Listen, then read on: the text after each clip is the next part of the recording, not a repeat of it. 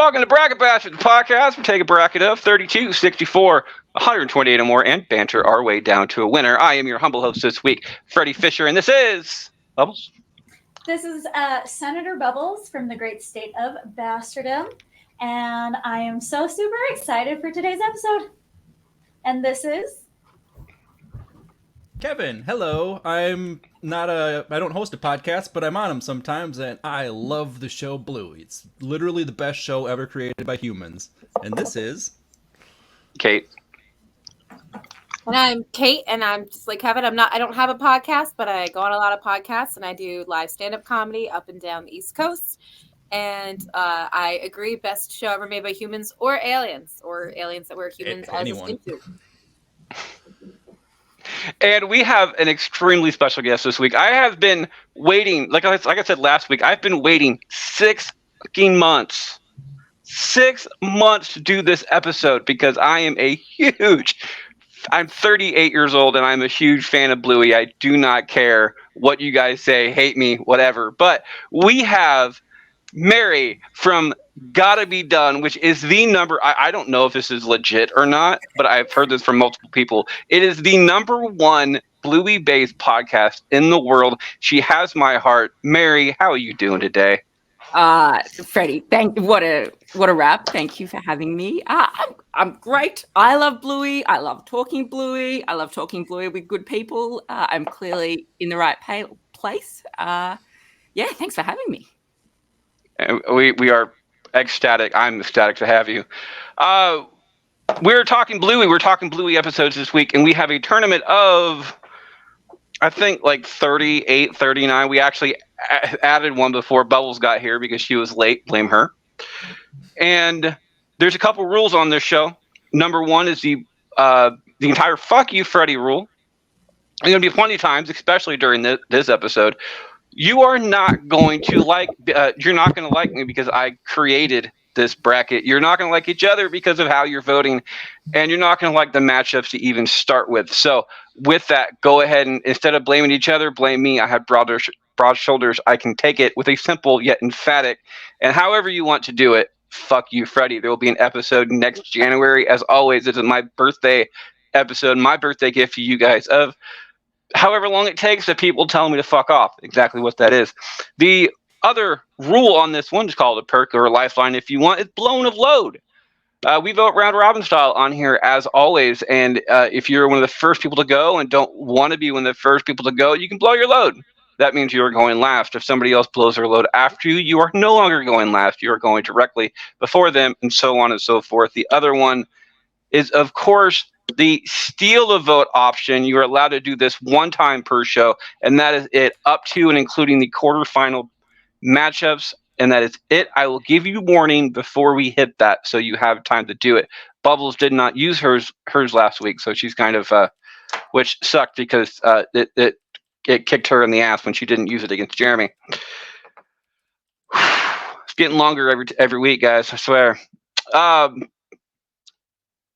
I start us off, and then Bubbles, Kevin, Mary, and Kate, which is exactly how you see us on the screen if you're watching on YouTube. If you want to comment, by the way, check us out on YouTube and comment along. Sometimes we might actually take your thought process in line and vote your way. I start us off, and we have a couple of playing matchups. And we're going to start with the one that we added before the show started, and it is either flat pack or onesies. I did not create this list. Somebody else created this list because there's no way in hell I'm going to be able to take a show that has 157-minute episodes that I could binge watch easily multiple times and pick out the 32 that deserve to be on this bracket. So I passed the buck on to somebody else. I have absolutely no notes on flat pack, which means it did not create the amount of emotions in me that is required for this particular bracket. So I put onesies. Episode. I put onesies in there as a playing matchups against, which sucks because if onesies moves on, it's going to face one of my favorites. In there, I love the episode onesies. I've never dealt with somebody who has lost a child in that way. It's never officially spoken about, but you can definitely catch the context on that one, and it's a very emotional episode. Chili's sister, I believe, is the one that's on the show. And I'm not going to explain it. I'm going to let some other people who are much more well-versed on this one explain it. But I'm going to go for onesies on this one. It was a very good call. I can't remember who originally said the episode for me to put it in here, but I'm going to be voting for that one. Bubbles, is it onesies or flat pack? I'm going to second that one. Me personally, I had and have struggled with infertility issues. So lucky to have the little one that I do have. So this one just kind of hit that just a little bit harder on there. And so onesies is my vote. Onesies gets a second vote. Kevin? My experience with it, my sister struggled. She had to go through, I don't know what the letters are, IUD or something like that. IVF. She had to go IVF. Through, she had to go through that process, and I technically would have another sibling, but my parents struggled with it, so it is a part of my family. So, and almost all the adult themed episodes are the ones that hit extra home for me, that a show that's so humble and for kids can touch such adult topics in all the right ways. It's hard. I don't like voting against Flat Pack because it's literally the evolutionary episode that goes through the evolution of existence, and it's such an awesome episode for that they can wrap that up in such a absorbable manner. But I gotta go with onesies too. Onesies gets a vote. Mary. Oh, is it too early for a duck cake? You, Freddie? This. Oh, that's a first. That's a first. It's not. It's not. By the way, I guarantee you, you're gonna have a lot more during this episode. I'm so heart going out to you, Bubbles, and feeling what you're saying too, Kevin.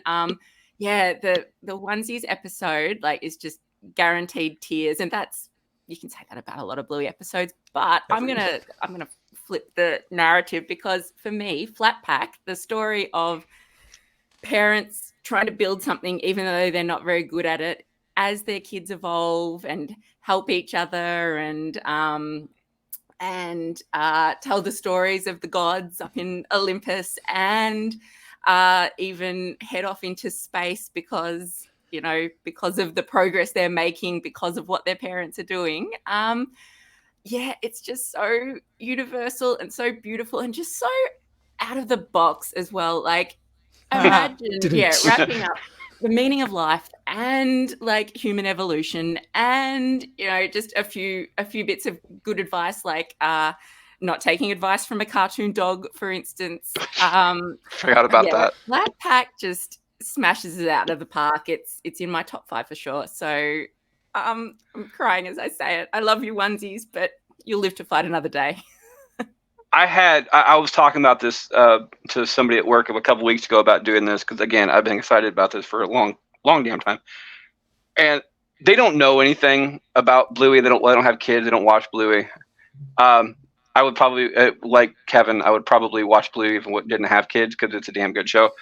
But they quite literally said, "I'm not going to take advice from a cartoon dog," not knowing about that line, and I burst out laughing, and wow. Apparently, I offended them. So good. I offended them because they didn't know what the context was, and it was just fantastic. Kate, finish us off on this one.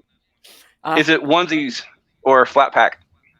I mean, if only in Flat Pack they had put the cardboard down like the cartoon dog said. I feel like I could put the shiny bit up. Put the shiny bit up. But I was. Remember how before we started this, I asked for a preemptive "fuck you, Freddie," and my friends in Australia, I understand, use the C word a lot, so we're just gonna say "cunt you, Freddie." I realize it doesn't actually work, but we're gonna say that instead.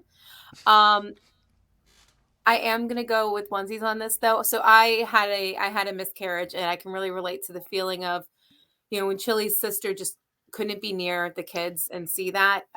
When I was going through that, everyone around me at work was all excited because we had someone who was pregnant as well. And she was talking to me about it because she was trying to get pregnant. And I was really excited because I was getting ready to tell her that I was too, because we were about the same length along. And then I lost mine, and I didn't no one knew I was pregnant, so I didn't say anything. And having to see her, I was so happy for her, but so torn up inside seeing her go through all the milestones. And like when her daughter was born, knowing that would have been when my baby was born. So her sister stepping away and then trying to get back into that, hers took a lot longer than I did, but I really, really resonates with me. And I love that to watch that with kids who have also gone through that loss in their family. I think they connect with it in a really positive way.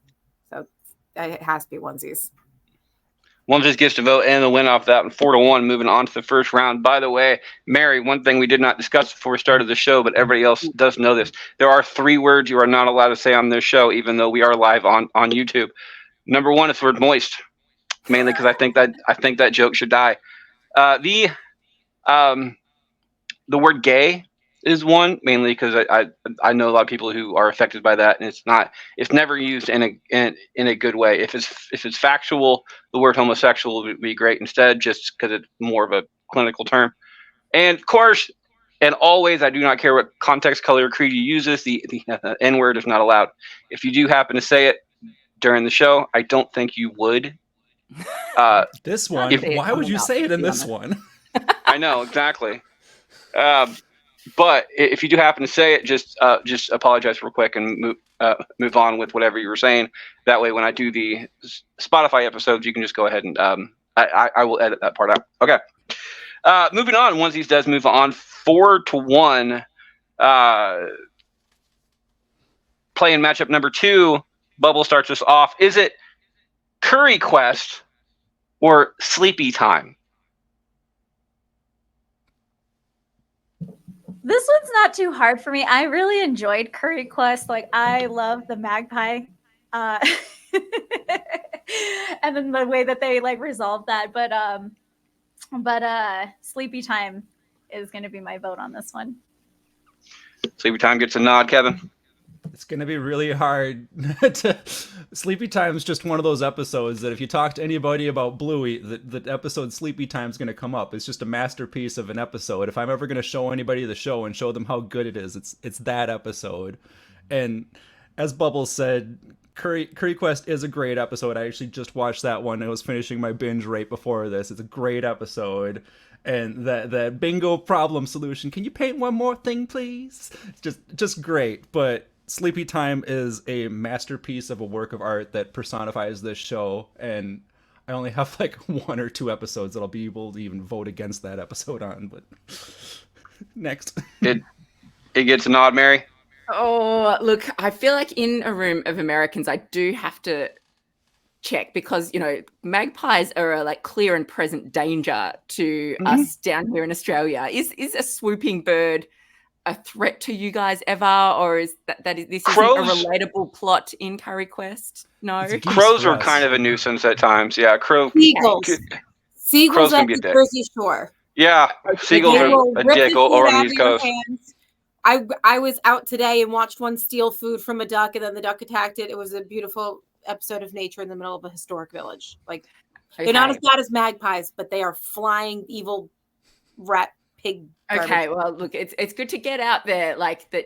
This is the terror of a magpie swoop in Australia is a very real thing. Having it acknowledged in Curry Quest was, really Australians really felt seen by that. But yeah, acknowledging that children refuse to go to bed also feel seen, and Sleepy Time just does it so beautifully. It's made bedtime a lot happier in our house, or at least more resigned. And yeah, Sleepy Time for me. Gets to vote, Kate. Sleepy Time might be my most favorite episode of all time. It's real up there, and I'm definitely voting for it. Although I love Curry Quest, and I love that there's face painting and everything in it. That's so fun. It's going to be a 4-1 vote on this one. I love Sleepy Time. It's got great music. There's very little talking in it, and it tells you a lot of things. Number one, the main thing about this is your loved ones never really leave you. You may not ever see them, but it's what they say. It's like the moon or like the sun. Just because you don't see it doesn't mean it's not there, type thing. That always gets me crying. That scene, with the mom.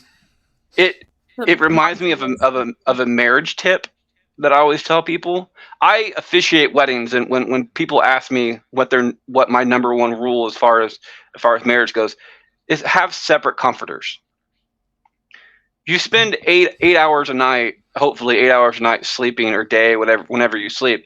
You shouldn't have to struggle to just keep warm on that one. Just separate comforters. And it was like, well, what about sexy fun time? Take it off. It's not really that difficult type thing, whatever. Anyway, but this episode reminded me of a story that happened to me when I was dating my ex, the mother of my oldest. She was, she's an ex cheerleader. She was a wrestling cheerleader in high school and stuff like that. So she was having a dream one night where she was cheerleading. And for the people who don't know how cheerleaders cheerlead, they go like this, and then they go like that.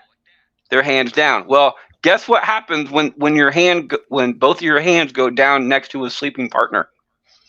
Oh no! Sleepy Time. The one scene in Sleepy Time. Exactly. So that episode makes me cringe every time I see it, but it also makes me laugh at the same time. However, Curry Quest. I love Curry Quest because I am a dad. Being a dad, I also tend to think that I am the protector of my children. This episode, however, although Bandit has to go on a trip for work or something like that, so he's got to leave Bingo behind. Bingo is the one that eventually comes up and protects Bandit from the Magpie, which I think is an excellent story that comes behind it, which means it will be getting my vote, mainly because Sleepy Time is already moving on. If it would have been a split vote, yes, Sleepy Time would have gotten my vote, but I think Curry Quest deserves my vote just after that one. Kevin starts us off. Playing matchup. Is it fancy restaurant or camping? Oh, I'm sorry I have to go against your name. That was a great episode that I just watched, like within the last hour or two. But camping was probably the episode that I fell in love with the show before that episode in my original binge.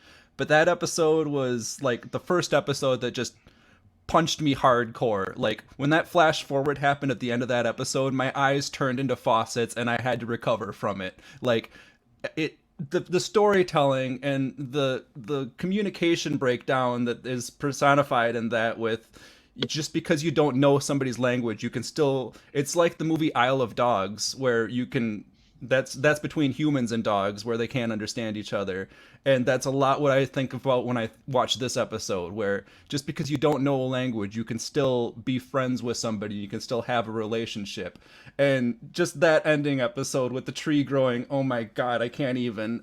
Camping has got to be my favorite episode. Camping gets that vote. Mary?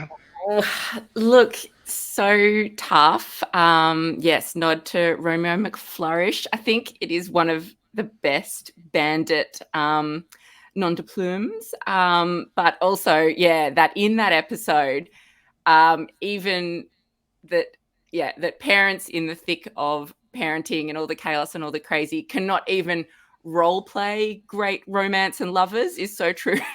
Like, you can't even pretend. It's so hard.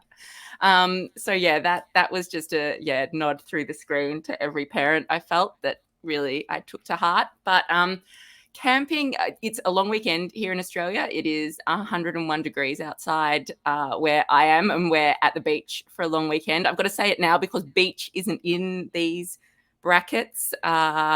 Maybe duck cake, you, Freddie. But yeah, camping and like going to the beach, just such core kid memories, and that you can meet a possibly handsome Canadian dog and have that exchange and just carry that with you for the rest of your life is so beautiful in this episode. I think it really, it's a reminder to grown-ups the core memories of childhood and why they mean so much. So yeah, camping for me.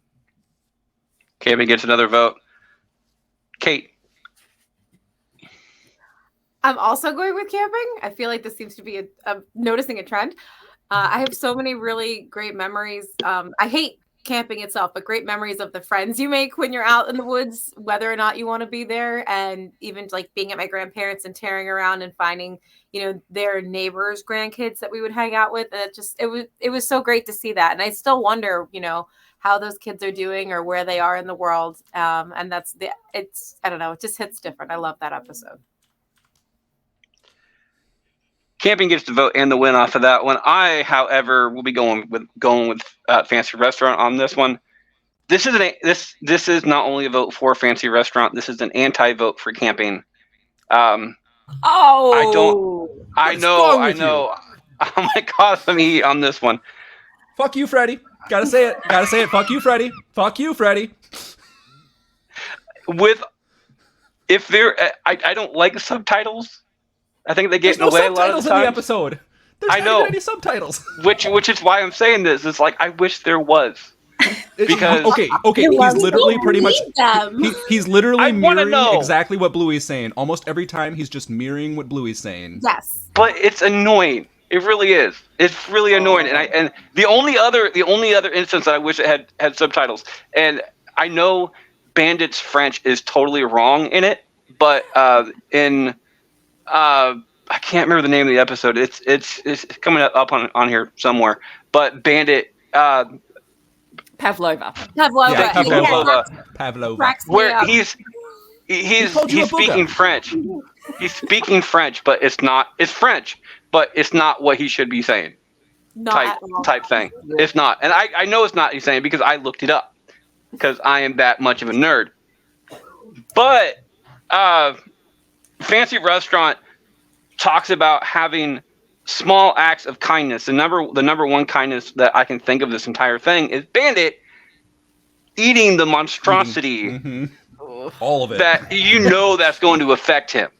Okay? And it's an internal thing. You can't just like scrape that off like skin cancer. You can't just grab a knife and just go ahead and slice that thing off. It's not a big deal. That's in your stomach, dude. He's going to be screwed for a long time. That's not a small act of kindness. The one thing I can say about with a kiss. I'm glad the episode ended with a kiss because he was puking. The one thing I can say about camping is it's kind of a thought process that people come and go, but a lot of people that you meet in the oddest of circumstances make a really, really big impact on your life. So I'm not mad camping is moving on, but my vote's going to go for Fancy Restaurant on this one, being the husband and the father that I am. Bubbles, finish this out. Is it camping or Fancy Restaurant? This one is it is kind of difficult because I love both of these episodes. I don't know if we have any commenters that wants to take my vote. I know which one's moving on, but camping, like the communication without communication. So like we went to Disneyland 2 years ago and my daughter, she met another little girl and neither of them, I don't remember what language. I think it was Swedish is what the other little girl was speaking. And then obviously my daughter was speaking English and like they were laughing. They were just having this great time. Like they just understood everything. And I was like, this is amazing. Like, and then of course I'm thinking back to this Bluey episode and I'm like, oh my God. Like, and I'm like smacking my husband. I'm like, watch, it's like camping. And so like just kind of the fact that is a realistic thing when it comes to children. Like there is no barriers when it comes to children and making friends and being able to just kind of overcome different things in those circumstances, which is amazing. And then with romance, so just kind of on the adult sense of that, like it's like they were trying to mimic what romance was prior to having kids. And then after having kids, I can say romance just changes. So like the small acts of kindness, like him going out there and just eating that gelatin and that is in its own sense something that is just so romantic that he would step out of that, like, oh man, like I don't want to do this, you don't want to do this, but we can't disappoint our kids kind of thing. Like that is the new form of romance. I'm happy camping is moving on, but you know what? I am also going to go ahead and just give my vote to romance. Just just because. Just out of curiosity, and this is going to break my heart, if it was a split vote, I would have absolutely given it to a commenter if we haven't. but we don't have everybody in comments right now. You would have been screwed. The reason I say this, and I'm not going to force the issue on this when we bubbles, but I'm sitting there thinking, it's like, I don't like to steal a vote early, but I would have stolen a vote if I would have, because I was expecting this is going to be 4-1 from the start. I really was, but now it's 3-2. I'm sitting there like, damn it, maybe I could have stolen somebody's vote, and I would have gotten camping out of here. However, camping moves on. We'll be facing one of my favorite episodes coming up after this one. Mary starts us off. Is it? I'm sorry. Is it Baby Race or Shadowlands? Oh, okay. Well, look, that's not as bad as you built it up to, Romeo. I think Shadowlands is a gorgeous episode that really goes to the heart of Bluey, just how much you learn from playing games. And yeah, like it took us a while when we first started Got It Be Done to really get to that theme and kind of, yeah, just how important play is for child development and for how you connect with people, and how it can just out of this world improve kid and parent relationships.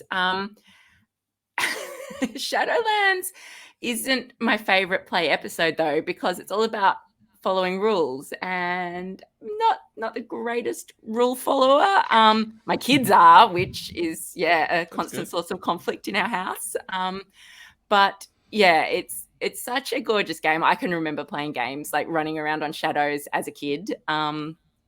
But yeah, I think the parent in me is going to vote for this one, and it's Baby Race all the way, because it's just, I've never heard a parent watch this episode and not feel seen, that it all feels so hard, that you feel like you're doing it wrong, and actually the realization that all your kid needs is you, and sometimes you need to be told you're doing great. Yeah, it's perfection.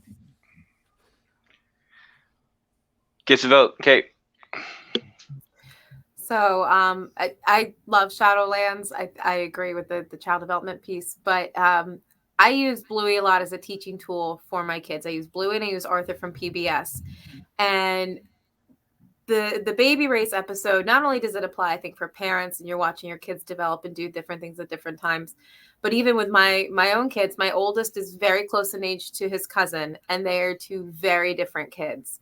And they're highly competitive, and they're always comparing each other. And so there was a day at one point they were kind of going at it. We got home, and my son was feeling really defeated because he wasn't, doing as good at one thing as my nephew was. And I was like, let's watch Baby Race, and showing, you're doing different things at different paces. You're all going to get there eventually. But I love the parent piece of it too. I can really relate with that. Today we took our kids out to breakfast at Cracker Barrel, which might be the most American thing I've ever said in my life. And it was a challenge because my 3-year-old is feral.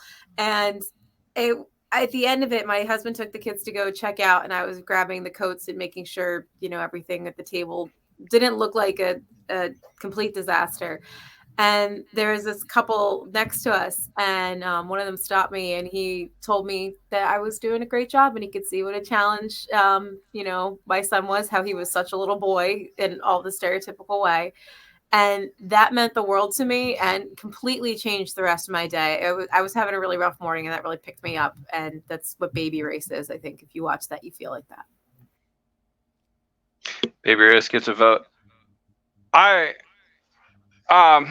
There's a couple things I can appreciate about Baby Race. Number one, it's an episode about chili, but Bandit's always in the background somewhere.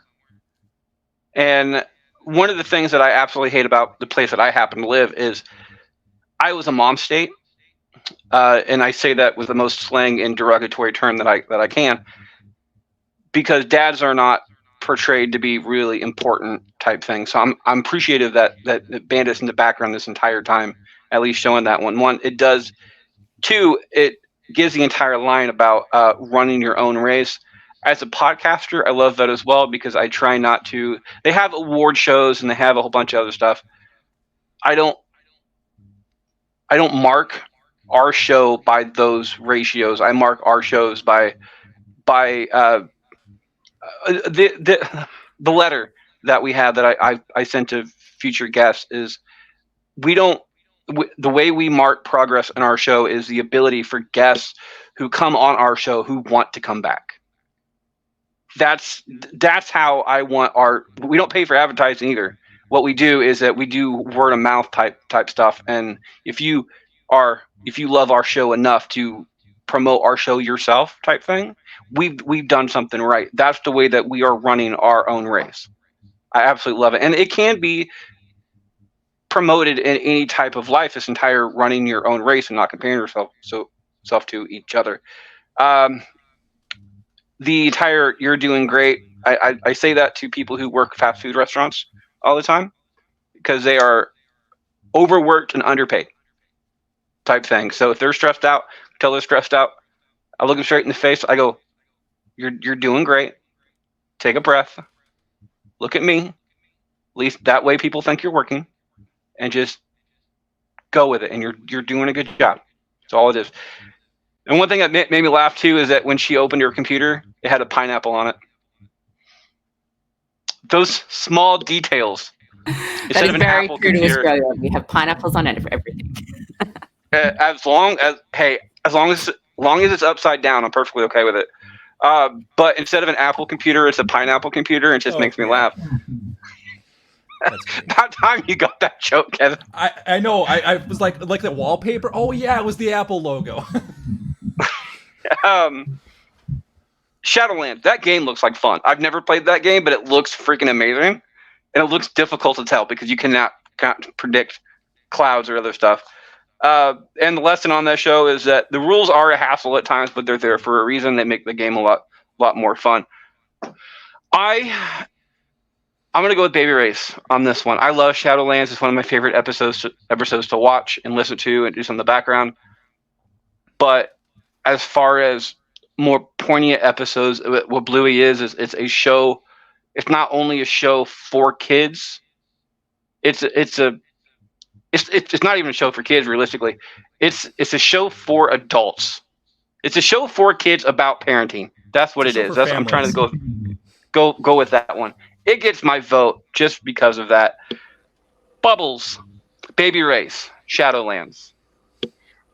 I am gonna, go ahead and agree with everybody on this one. I love Shadowlands. It's a very, very fun episode, but I feel like Baby Race definitely holds way more meaning to it. And then also having that mom on mom support, because there's so many times that as a parent you feel like you're judged by other parents. Like you've got your kids just going ham inside the grocery store and you're like, oh my gosh, I can't, like I'm overstimulated and I am feeling bad about myself as a parent. Like I feel like I'm failing, and just having that other mom like, no, this is normal, like that you're doing great, like don't even be too hard on yourself. Like, oh my goodness. So Baby Race is mine.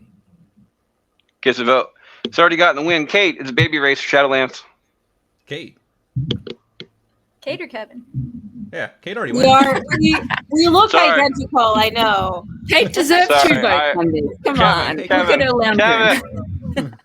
So I gotta shout out the animators of the show. Shadowlands is a prime example of the animators just having a blast. Like those shadows and like what's causing the shadows, and when you get to watch the environmental aspects affect the shadows. It like anytime they get close-ups in the show, the animators know how to do their job, along with the music. Like every episode is a different musical journey that all has the same theme. The creators of the show know what they're doing. But besides all that, you're doing great. It's very good. Baby Race. In a sweep, And on the animators, the storyboarding on that one, because when Coco's mum says you're doing great, she's looking straight down the barrel at the viewers. So every mum or dad, like watching over their kid's shoulder, is getting looked at and told you're doing great. It's I reckon that's my favorite little kind of extra bit of that episode. I feel like I cried so hard at that. Like that hit my mom. I'm not even a mom and I cried. Rolling. There was no recovering. Kate starts us off. Is it rain or hide and seek? I'm gonna go. I'm gonna go with rain. I think it's so beautiful, and I think embracing the chaos that comes with getting the rain everywhere and finally playing instead of trying to keep everything clean and dry and perfect. I feel that in my soul. I have horrible OCD. I'm always trying to keep everything like nice and neat, and then my tornadoes or children, whatever you want to call them, come through. And it's nice to see Chili and Bluey bond that way. I'm a fan of rain as well. I'm just going to be getting my vote. Hide and seek. I love it just for the simple fact that they have, if I remember right, this is the episode where you find Chattermax underneath the sink. Was it Chattermax's first appearance? Yeah, I'm pretty sure it was. Absolutely. Voiced by the creator of the show. And I'm sitting there going, it's like, is that a Furby? They have Furby. But as a person who suffers with, I wouldn't call it not being able to keep attention on something, but it's something along those lines. I have so many things going on at one time, trying to focus. I have focus problems too. However, Rain is a beautiful episode. However, I can say something about Rain. First, hide and seek. Chili makes me laugh. In this episode, Chili makes me laugh because she's hiding in a glass shower. She starts cleaning. I don't know if that was on purpose, so she could be found first or not. But if she was, it was genius. But still, however, in Rain, I do have a question on this, and it's bothered me. I can't find it anywhere. When the rain stops, the moment the rain stops, the rain descends from where they're playing. Isn't there a lead time between the rain still going down the spout and everything else? Shouldn't it not? They have 7 minutes, stop? man. They have 7 minutes. It's very hot. It's in always Australia. bothered me. Not. It evaporates immediately. Yeah. It's always 7 bothered me. minutes. Well, tell you what, if that Rain- bothers you, Freddie, Very backing up on apparently this, right? when a double rainbow appears in the sky, one will be upside down and one will be the right way. And that is not the case in the Rain episode. So just to ruin this episode further, It's why you're voting for this science. actually incorrect episode. Science, bitches. Rain gets my vote though. Bubbles, is it Rain or hide and seek? I'm gonna give this one to hide and seek. I like that because I have a very busy kid, and she will go from being focused for 2 seconds to absolutely in another world of her own and distracted by something. Like you'll be mid conversation and she's in a whole new book. So hide and seek's going to be my vote on this one. Although I do agree, Rain was very beautiful and very beautifully put, and there was very minimal lines or talking in it. It was very visual, and I like that. Yeah, the only lines were at the very beginning when Bandit and Bingo was leaving. Yeah. That's it. The rest of it was whatever. Kevin, hide and seek, Rain. Hide and Seek and Army are 2 episodes that hit me a bit extra just because I grew up and will always have ADHD my entire life. So just seeing that personified in shows, Army did it better because Bluey is just a kid, but I forgot the character's name in Army, but that character had ADHD. They had a lot of tells. But Rain is, as everybody said, it's beautiful was just the word for that episode. Like, I love it when you can get a non-dialogue episode and just have it hit home, and it's just a journey, and you get to watch Chili go from trying to parent to just joining in, being a kid herself, and joining in on the fun. Rain is, I didn't think it was gonna get my votes and everything, but it's just such a good episode. I love that episode. It's perfect background, even just like the soundtrack. As I said, the producers of the show, they're so good. Rain. I'm gonna stop you right now though. If you do vote for hide and seek, it pushes the vote to Mary, and make her tie-breaking decision. And with that, since it's still a playing matchup, she gets to know. Well, we all get to know who is facing in round 1. I'll do it because of my struggles with ADHD. I'll change my vote to hide and seek, make it a struggle. But by the way, it's not brought up very often. But prepared. This is all votes are live until the last vote is cast. So don't forget about that. You are allowed to change your vote. You just got to let me know, because there's a lot of times, especially with this episode, that your words will change other people's opinions. Mary, do you want to know who is facing in round 1? Yes, I do. It is either Rain or hide and seek, both with 2 votes, but one away will be facing Unicorse. Oh wow, that's a dark horse if ever there was one. Okay, so No pun intended. I appreciate that intel. Yeah, dark horned horse. Look, I love everything about Rain. It is so beautiful. You're right, so little dialogue, but that the music that Joff Bush and Jazz Darcy composed for that has actually been adapted into a song on the second album that Jazz Darcy sings. It has lyrics about going boldly into the end and playing in the rain, and the kind of the ecosphere around Rain is just all gorgeous and moving. We interviewed Joe Brum, the creator of Bluey, about this episode, and he talked about, how much seeing signs in nature like a rainbow meant to his family personally. All that said, from you said Bluey's a parenting show, but I feel like Bluey is actually a parenting hack in our family, and hide and seek, and especially it's become part of our lexicon that we say to our kids, don't get chattermaxed, like you're getting chattermaxed, which just sums up perfectly, all the things kids can wander off and get involved with. Also, the line that Bluey says when Chattermax is disrupting her distracted play, Chattermax, this is a tea party, not a dance party. And yeah, that's a very usable line in many situations as well. Killing me. I think I'm going to go hide and seek. Sorry, Rain. Hide and seek gets to vote and the win off of that one. Speaking of dancing, another episode that is not on this list today is Dance Mode.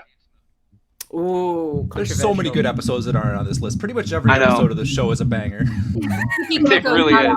That makes it hard. This is if I had the possibility to do a double week of this one, I would have. But there's no way in hell I could pass that by the rest of the bastards. They're just I fight the battles I can. That's what it is.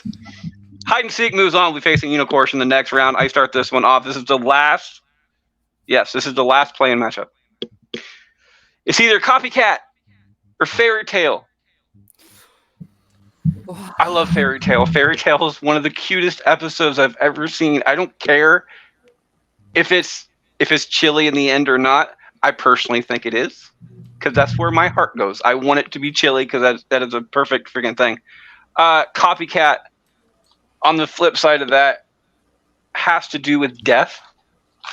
And grieving is what this episode teaches, that grieving is a process, but it's a needed process. So I love it for that one. I also love the entire spanking my own ass type scene. That makes me laugh every time I see it, because Bluey's a genius when it comes to that. The look on Bluey's face, like, what's he doing?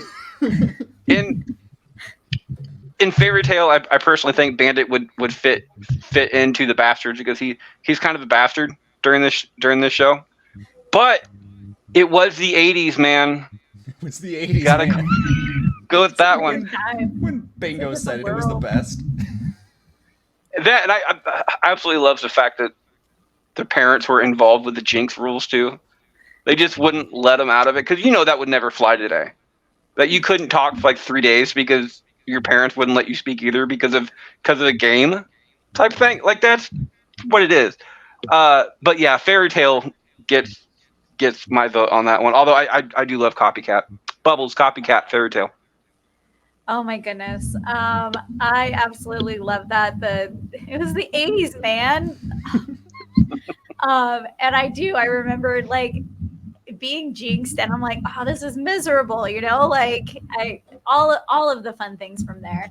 I am, however, going to go ahead and give my vote to Copycat because it is about death, and that is something that is super hard. It's a difficult topic to discuss with little ones, and they put that together so beautifully. And I love that they didn't do like what I like to call the Hollywood thing where, oh, everything's fine. It came back to life. And I know that Chili tried to incorporate that in the play, and Bluey was like, no, like that's not accurate, Mom. Like, absolutely not. So Copycat is absolutely going to go ahead and get my vote on this one. This is the second episode of Bastards that we're talking about children's shows that involve death. We had a conversation last week about the movie Land Before Time. Yes. No. So, which ended up not winning in the very end. It was Bubbles, help me out on this one. Oh my God. Page Master. Yes. Won last week. To the books. Look to the books. Look to the books. Kevin, Copycat, Fairy Tale. I want Bandit's hat so damn bad. I saw that it was an official merch product, and I wanted it, but I think it was only for Australians, and I wanted an Australian to buy it for me and ship it to me. I want that hat. I'm not a hat guy. I have one hat that I wear, and it's an owl hat, and I've worn for over 10 years, and I've never wanted to wear another hat. I want Bandit's hat. And anytime the show flashes forward or backward, it's automatically a extra punch for me. It just hits me when the show does it. They know how to do it so well because they hold back on doing it. So when it hits, when they happen, it's just out of nowhere. And it's like, yes, thank you guys. So I love that episode so much. But the episodes that touch adult topics almost always reach an extra tier above for me. And just when Copycat was going and you're watching it, you think you're watching a funny episode about Bingo or Bluey copying Bandit, and you're like, okay, this is what we're going with for an episode. Let's see what they do with it. And then just your expectations are just subverted. Now we're dealing with this, a real life situation that is just real. That makes it a phenomenal masterpiece of an episode. And I gotta vote for Copycat. It's not Mary. This is so tough. I watched Copycat this morning. It's so beautiful. It's one of the first, because it's back in season one of the first ones where they tackle a big issue. And yeah, like you said, Bubbles, the fact that kids aren't going to accept us glossing over real life and death, and you've actually got to kind of take this stuff head on. And yet the moment for me in that episode is where no one told the budgie and Bingo just pops out and bandaged up like wheeze around the yard. It's it's not all doom and gloom from talking about death. Didn't say in the when we talked about Sleepy Time, that line, I'll always be with you even if you can't see me, direct from Lightfoot's mum in the Land Before Time, which brings me to the gloriousness of the 80s and Fairy Tale. I think it's got to be Fairy Tale for me because of how much just world building is in this flashback episode. Like the fact that in the show, Chili and Bandit say, oh, there's some debate about how they met. And obviously the Fairy Tale colours that in, and like the debate is they meet at the caravan park when they were 10. there's just, I'm an 80s kid. There are so many moments just seeing, the Bon Jovi cassette tape with the reel hanging out and, writing names on jocks. And there's a He-Man in there. It's so much flashback stuff for me. It just colors in the type of dog Bandit is so beautifully. I want more flashback episodes, but for now, Fairy Tale ticks the box, and I love it. Mary, you're gonna hate me by the time the show's done. You really are. You're gonna hate this. You're gonna be like, no, I can't make this decision. Speaking of making decisions, though, Working away history. Kate knows what this is. It's a tie-breaking decision, so she gets to know what is facing in the next round. Do you want to know this information? I never don't want to know that information. I still have to ask you every time for dexterity purposes. It's either Copycat or Fairy Tale facing Ben Knight in round 1. Okay. Not going to change my vote. But I like that I know that. So I work a lot with death when I'm not doing this kind of stuff in my career field. And I'm actually in the process of becoming a death doula. And I really feel like it is important to have this discussions and have media like this so kids can experience it. And also the fact that it is something that there is an element of, fun at the end. Like there's an element of lightheartedness because just like everything else in life, death can be awkward too. You don't really get to practice it. But I have to go with Fairy Tale on this. I met my husband when I was 10. And so I also am a big believer that really is chilly, whether or not, it is however ambiguous it's meant to be. I think that's definitely her. And I love that you get to see Bandit's relationship with his brothers more. It's one of the few times you see his dad. I just think it's a really great slice of life into how Bandit even views Chili and the way he's, they're telling the story and talking through everything. It's like getting to hear his inner monologue a little bit. I love that. With that, Fairy Tale moves on to face Midnight in round 1. We are officially starting round 1 now, and we're starting with Bubbles. But Bubbles, first, this is for you. It's so satisfying. Like, I absolutely love that noise. That's, That's my last can, by the way, so I can't do the rest of the show. Oh, man. Anyway. I can't drink carbonation, so I can't, I just don't get those anymore. So. This is a running joke, by the way, guys. I do it once a show just for her. Bubble starts us off, though. It's either Sleepy Time, and I'm assuming there's going to be a sweep on this one. It's a Sleepy Time or Hammer Barn. Hammer Barn is so cute, and I love the fact this actually legitimately made me feel better as a parent. This was probably one of those early on episodes that I was like, oh my god, again I'm hurt because when Bluey breaks the gnome and you hear Chili yell at her across the store, I was like, oh my god, at least I know it is okay. It is okay for me to occasionally lose it because we are stacking and stacking and stacking, and now we're blowing up. But I'm glad it also showed it's okay to come back and we can't do this. That it really was a great parenting moment on that, because I know that there's so many times I beat myself up because, oh my gosh, I should have had more patience with my kids. I should have had that, but we all still have our own feelings too, But I cannot just go over Sleepy Time. Sleepy Time is going to get my vote on this one. Sleepy Time gets a nod, Kevin. It's probably a different Bluey. Hammer Barn was definitely a great episode. Definitely great to show grass is always greener on the other side. You got to accept what you got. And by the end of it, of course, because the show is so great at doing it, the girls know, got to accept what we got. But it's Sleepy Time, man. It's Sleepy Time. It's such a masterpiece. Mary. Oh, the storytelling in Hammer Barn is so beautiful. The setup that the house is falling apart, that one watermelon is redder than the other, like just the detail that is so relatable.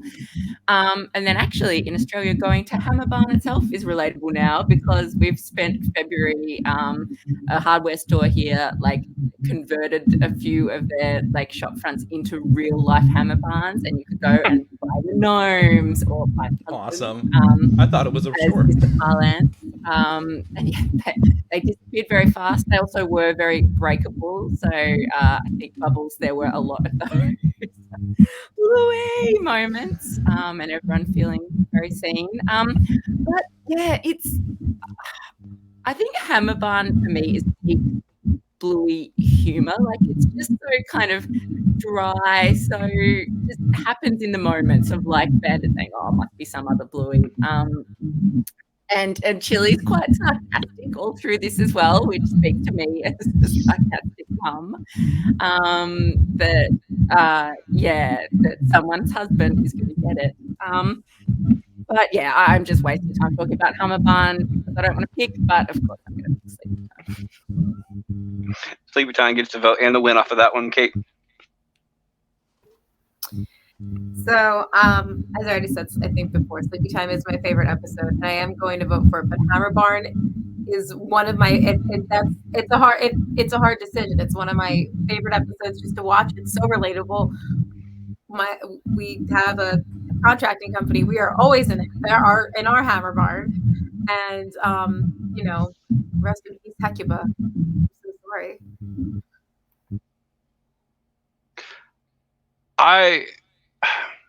I hate to see Hammer Barn go out on a sweep. I really do, but Sleepy Time deserves it. Like, does deserve the sweep on here.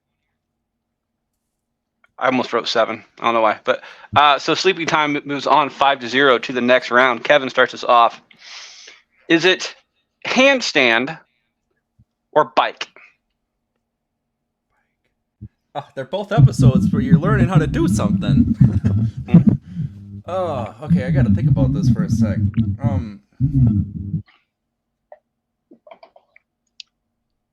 Oh my god, this is actually hard. This is a hard one. Oh, they've all been relatively easy for me so far, but these are both equally good in their own rights for actually similar reasons, so that makes it extra hard.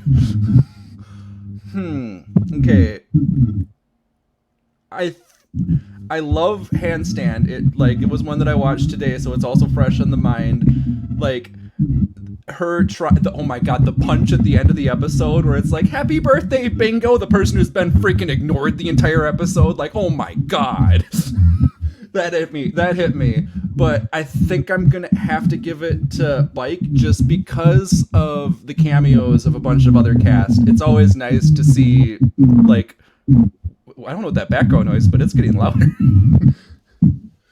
The background characters in Bike, just to be able to see all them struggling and to see Bluey relating to those as she's watching them, and eventually figure out, like, I gotta get back to this. I'm gonna give it to Bike. Sorry to ramble a bit. That was a hard one. Bike gets a vote on that one, Mary. Oh, I'm with you, Kevin. This is a hard one because it's both so much about the childhood experience and what's hard for kids. Okay, I'm going to talk about Handstand first. There's some just really clever things in that episode, even apart from the plot and the big reveal that it's Bingo's birthday and the big reveal of the duck cake. Yes, it's an amazing shout out to the previous episode. I love it's the way that the sort of looping storyline or the looping action at the start of that episode happens is based on an Oscar-winning short film that I can't think of the name of now, but look it up. You will be enchanted. It's so smart, but it's also like the message that older people and younger people in the rush of trying to organize birthday parties or life or all those things kind of just get left behind if you're not careful. It just resonates so much. In all the caring that we all do at this age of life. To actually remember to include and see our little people and old people. So beautiful. And now I've built all that up. Bike is my favorite episode by far. I have a bingo at the bubbler tattoo. I don't know if you guys can see that. Awesome. Bike is the first episode I ever saw of Bluey. And it's like just the persist message is a message that I need, let alone all the little kids in my life. It's just like God tier parenting from Bandit. Oh no, we'll just sit back and do nothing and see what happens. Like, I want a parent like that. Great. And there's just so many lines in this. Like you said, Kevin, the like suite of characters. Muffin. It's peak Muffin versus Backpack. Freaking Muffin. And I know I keep coming back to music as well, but using Beethoven in this, the Ode to Joy, Geoff Bush, the composer, has explained he actually set out to make it sound like someone like learning it on a piano at first and then gradually building throughout the episode as they improve to a symphony of sound and the tears of every parent watching. Bike, hands down for me. Kiss a vote. Kate. So I love handstand and anything and anywhere we can have a duck cake. I'm all for it. There's a big thing down the shore we do every summer. It's called Jeep Invasion, and I don't know if anybody's familiar with the concept of Duck Duck Jeep. Is that just an us thing, or has anybody else heard of that? Never. Is that a game where you sit in a circle? So it's a game where you sit in a circle, but what it's evolved into is if you are a Jeep owner, if you drive a Jeep, people leave ducks, like rubber ducks, on your Jeep.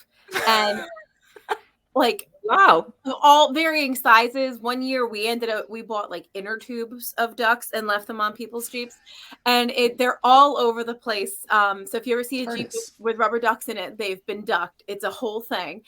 And so at Jeep Invasion last year, a little girl was giving out duck cake stickers instead of putting rubber ducks on the Jeeps. And so I so want to vote for handstand on duck cake merit alone. However, I love Bike. And as I said before, we use Bluey a lot as a teaching tool in our house when the opportunity arises for our kids. And that is another one that we've pulled out before, specifically for riding a bike, to sit and watch. And, it's the kid version, whereas Baby Race, I think, hits with your parents. I think Bike kind of hits with the kids. So I'm going to go with Bike on this one too. I'm going to keep it short. I'm going to go with Bike as well. All my notes has already been said. Bubbles, finish this out. I think this one is going to end up being a sweep because I'm also going to go for Bike. I really enjoyed the episode, but like McFlourish over here said, all the notes have already been stated. We do got to point out the grandma is amazing. Yes, she is. Reminds me of my grandma so much. Best. Oh yes. She's all right. The embodiment of Granny. Just good mannering. Oh, let me help. Okay. All right, Somebody Mary, we needs my start help. with you on this one. Is it, again, I apologize. No. Is it the claw or camping? Oh, okay. So this is almost hitting too close to home for me. My children, who are 7 and 5, have a magic claw addiction, I would say. Addiction's a strong word. Obsession, fascination, and they're lucky on it as well. Sometimes they win it, so which is just the worst. I'm like, gambling industry. You're taking keep my them away children from casinos. Just the setup of this episode that they're at the pub. That Bandit and Chili obviously just have no duck cakes left to give here because they're tapped out. I just deal with it yourselves, kids. Which leads to them playing the magic claw and getting and kicking off the whole plot of playing it at home. It's such good life lessons in Magic Claw, but yeah, and no, it's still sleepy time for me. Camping. Yeah. Sorry. It's either the claw or I matched those 2 episodes. camping. I have a feeling since sleepy time's on everybody's mind, it's going to end up winning this entire thing. But camping gets a vote on that one. Kate, is it camping or the claw? So my kids also have an obsession with the Magic Claw, and as a result, need to debrief on this. I don't know what. And we yes, we live near Atlantic City, but we don't go there. I hate spending money. But as a result, they inherited from my cousin a mini claw machine that they play with constantly. I would go get it from the other room, but if my toddler sees me, he'll just be in the show for the rest of the show. But it's nice and loud and everything. So love that for them.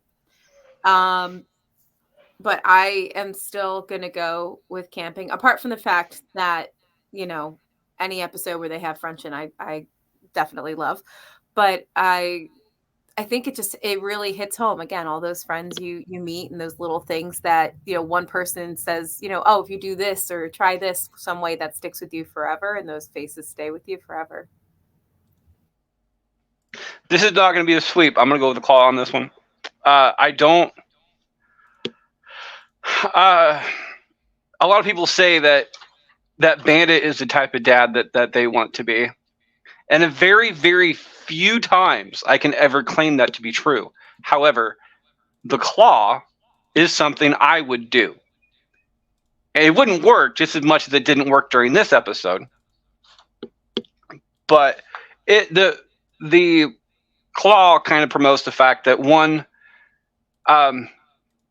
you can't always win at life, and a lot of kids kind of need to know that and be okay with it. That just you can.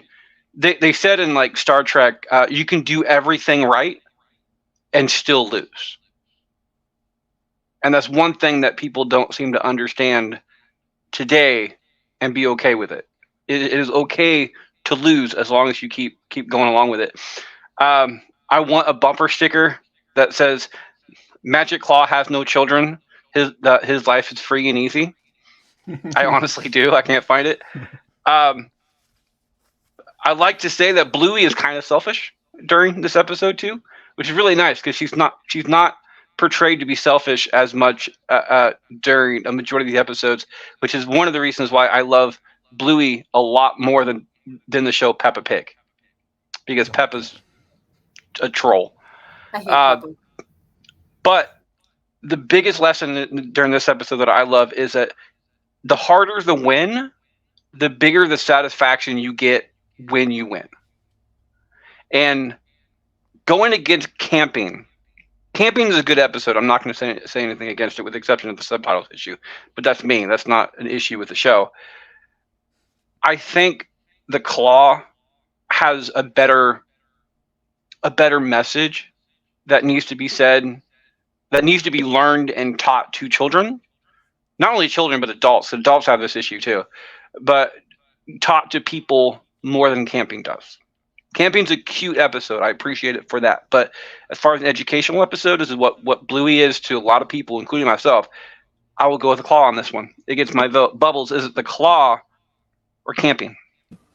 Can we appreciate chili in the claw? Here's Bandit they're learning a lesson and we're getting the house clean. Neither one of those things are happening. Very good. I want that bumper sticker. Right. So I love chili. And then she's like, I'm watching you. You're being super sketch right now, Oh my gosh. Oh my gosh, but this is hard because I love camping as well, because it does bring up all of those childhood adventures that, those moments and creating bonds with people in unexpected ways. And I love that Muffin still kind of has the same personality as when she's hollering about her book. Oh gosh. This is my camper. It's hard. This one's hard. So I'm gonna give you a nice fuck you, Freddie, on this. Well earned. Because I love chili, and A vote for the claw will push it to a tie-breaking decision going to Kevin. You know what? I like that idea as well. I love being a little bit of a bastard. So Kevin, you've got that tiebreaker coming at you. Kevin, is it camping or the claw? The claw, as was pointed, like the show is a great teaching tool, and I think for a teaching tool, the claw is a better teaching episode because it shows that things can't just always work right off the bat. Sometimes you need to earn them, and that's an important lesson to be taught. And I think the episode's good at that, even though, as Chili pointed out, I don't think they're learning anything. But camping is just a shoot to the end for me. Camping is, like I said, it's the episode that made me go from loving a show to worshiping it over every other show on the planet. Camping moves on 3-2 to the next round. Kate starts this one off. Is it cafe or onesies? Onesies. I feel like I went really into it earlier. I'm not going to reiterate it. Onesies get to vote on this one. I'm gonna go with cafe on this one. I am a dad. So this is kind of a dad versus someone who can't be a mom type situation, or who is that entire. It's mom versus dad. Realistically, cafe is about dad friends. Being a father myself, it is really, really ridiculously hard. It's hard for guys to become friends. Period. It really is. You, as a guy, you have friends that you've had since childhood, and maybe in the next 30 years you'll pick up one or two friends, and that's pretty much it. That's what you get. When you involve parenting, because unfortunately dads are not necessarily involved with their kids' life as much as moms are, stereotypically, at least over here in the U.S. So you can't do the entire, like was done on this particular episode, that is kind of a play date park type situation. You become friends with their dad. So I love the idea that Bandit is expanding his social circle, and he has trouble through this entire episode forming a bond with this dad. Even though he really wants to, he has trouble doing so because he doesn't really want to press that issue, because he doesn't know if the other dad would feel the same way. So when it involves catching somebody in the feels, personally, cafe does that for me. But I come from the same respect of that one. Bubbles, is it cafe or onesie? I love cafe, and I love that you see that their relationship it does, like, they did end up like forming a longer term bond, because he is talking to him in another episode, I think in season 3. But again, on a personal level, onesies just kind of hits. So onesies is going to get my vote. Gets another one. Kevin. Oh yeah, I definitely thought of you there, Freddie, while watching Cafe. Like any dad, it's hard not to think of any dad while watching that. And like as you said, as an adult male, it's hard to get friends. Like, well, it would help if I actually socialized at all, but developing relationships as an adult is just hard. So that's that what show podcasting just is for. yeah. But as pointed out previously, the personal connections and just the adultness of onesies, I got to give the vote to onesies. I love Cafe, and I love that it got called out again in Pavlova, but onesies gets my vote. Onesies gets to vote and the win off of that one. Mary. I love Cafe too. It spills over into real life for me, because when Bluey first hit and we were in those early days of making the podcast, me and my co-host Kate, I also was at the park a lot. Like I had, a newborn and a toddler, and it just became the introductory, like, hi, how you doing? Seen any good episodes of Bluey lately? That would that would establish whether this parent was worth talking to. And if there was a potential friendship here. So thank you, Bluey, for giving me that. I've found a lot of good friends that way. But yeah, and you know, it's such a fun setup, just how keen Bandit and Fido are to play. I heard an interview with Joe Brum, the creator, recently, that his style of parenting is really just trolling his children, just like trying to disrupt their games, like eating all the sugar when you're not meant to eat the sugar. Yeah, and it really shows in this episode. But yeah, Onesie for me, and one thing we haven't talked about Onesie is the bingo plot line where she puts on the onesie of the cheetah and becomes a cheetah. And this is just like, of course, this is what happens. It's just the commitment to the bit. Bandit gets killed, his commitment to the bit. Like, it's so just peak healer antics. And yeah, I love onesies for that as well. So onesies for me. Onesies moves on to the next round, 4-1. I start this one off, and it's either Baby Race or Escape. We've already talked about Baby Race, and it will be getting my vote. However, Escape, I love the style that they did this episode in. I would say it's a cartoon episode, but then again, they're all cartoon episodes, so there's that one. But However, the same as the Mother's Day Escape. I wrote down in my notes, Escape is quintessential hashtag Team FTK on this one. Which, for those who don't know, Team FTK is Team Fuck Them Kids. Because sometimes you just want to escape, and that's exactly what this episode is. It's like they just want to go out and do something, and there's so many obstacles that these kids are smart enough to just get around them and everything else. But at the end of the episode, the kids realized that the chase was what was the fun part. So once they actually caught up to them and everything else, just kind of let them go and do their own thing, and which is really cool. Baby Race, I love the sentiment behind it, which is why it's getting my vote. I personally think Escape is a better episode, but I think Baby Race has a longer reach to it.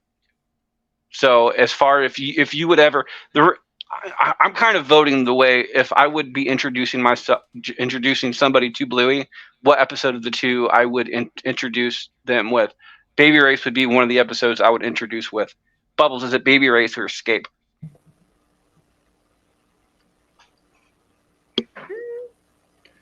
I think I love Baby Race, and I really feel like this is the direction it's going to end up going, which I'm totally cool with. So I'm going to give my vote to Escape. I love their creativity in it. I love that they are doing the like imaginative and having them use their imaginations to think away or around those obstacles and things like that, because that is teaching a lot of problem solving skills in itself. And I absolutely love that, because I'll do that with the kids in the car myself. Like, well, what if this happens? Or what would you do if, and having those kind of conversations so they can think, oh, if this happened, then maybe we could, and, because I feel like answers are so easily given these days that making somebody think it all through it's just a great skill in itself.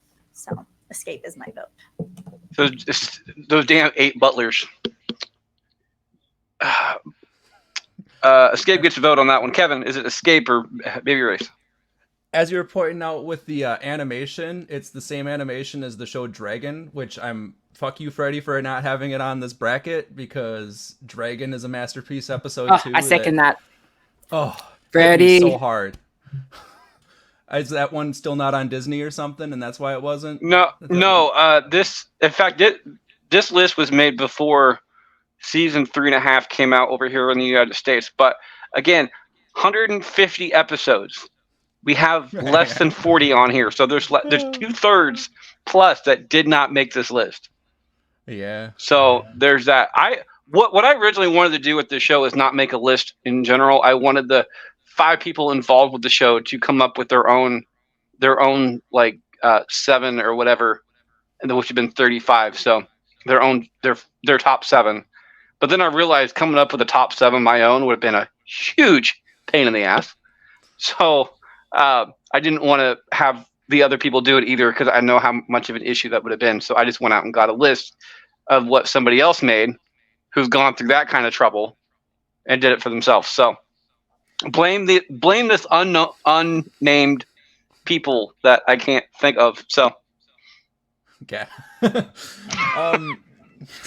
So yeah, Escape is a great episode. I love it. It's just like, we're gonna watch TV. Yeah, nope, Grandma's gonna let us watch TV. And then they go through the creative problem solving throughout the whole episode. And then of course they're not watching TV at the end. They're drawing the episodes, and you get to watch the things that they imagined during it get brought to life in those drawings that they were doing. So that is just a great all-around episode for that. And as you said, the animation, I wish they're very good at getting their little quirks and using them sparingly and at the right moments, like the flashbacks, the flash forwards, and that style of animation. Because when it came back in Dragon, it was like, yes, it's like felt so perfect in Dragon.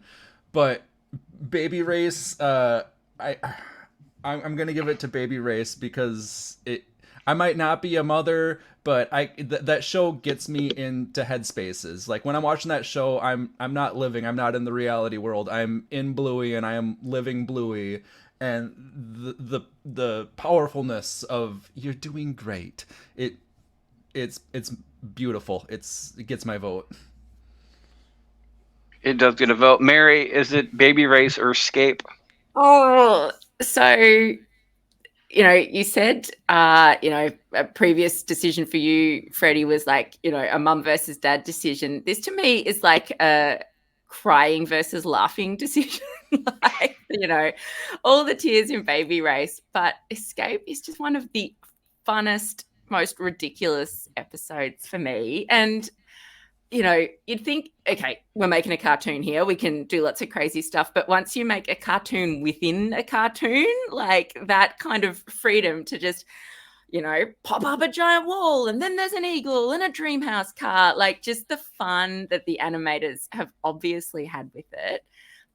Yes, it plays into Dragon as well. But yeah, for me, Escape is all about how you impart creative or model creative thinking for your kids and how they can just run with that. And I think it's so close to, the heart of all the people who made this, thinking about, where you get creative ideas from and how you run with that and how anything's possible. I just love that. There are so many great lines in this and so many great scenes as well. I've seen a lot on socials. Someone will put, when the dream house car is coming over the hill, to I think it's in the it's a classic tune it's coming over to, like classic symphonic tune. Put it next to Mad Max Fury Road scenes, and like there's obviously a deliberate take there. And like of course, right? So for me, just for the laughs and for the creativity and for every child that is going to become an animator off the back of this show, it's Escape.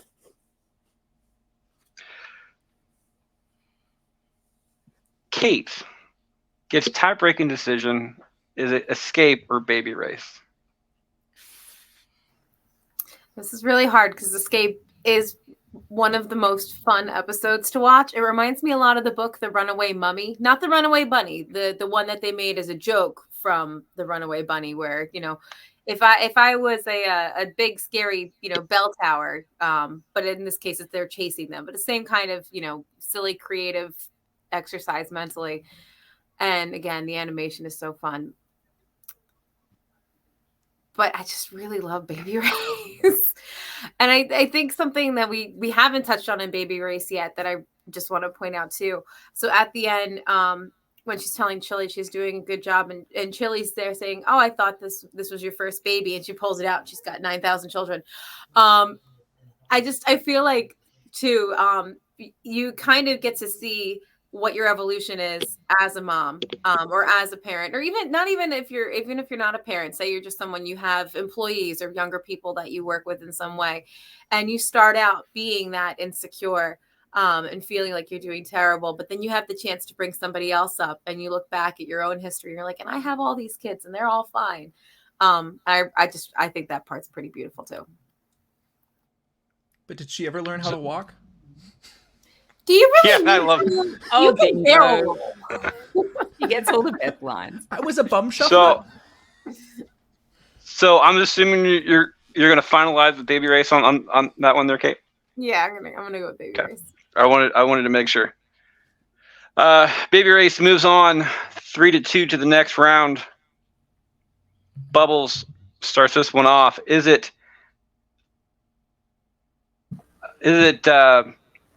Daddy Drop Off or Squash? Oh my god. Fuck you, Freddie. Like, okay, because I love the lesson that is learned in squash. Like, but this is like, okay, but Daddy Drop Off is like similar to camping. Like, it has that similar, like, there's a series of events, and now I have a best friend for life, and you kind of see that futuristic graduation with this. Oh my gosh, like, I love that. I live for that.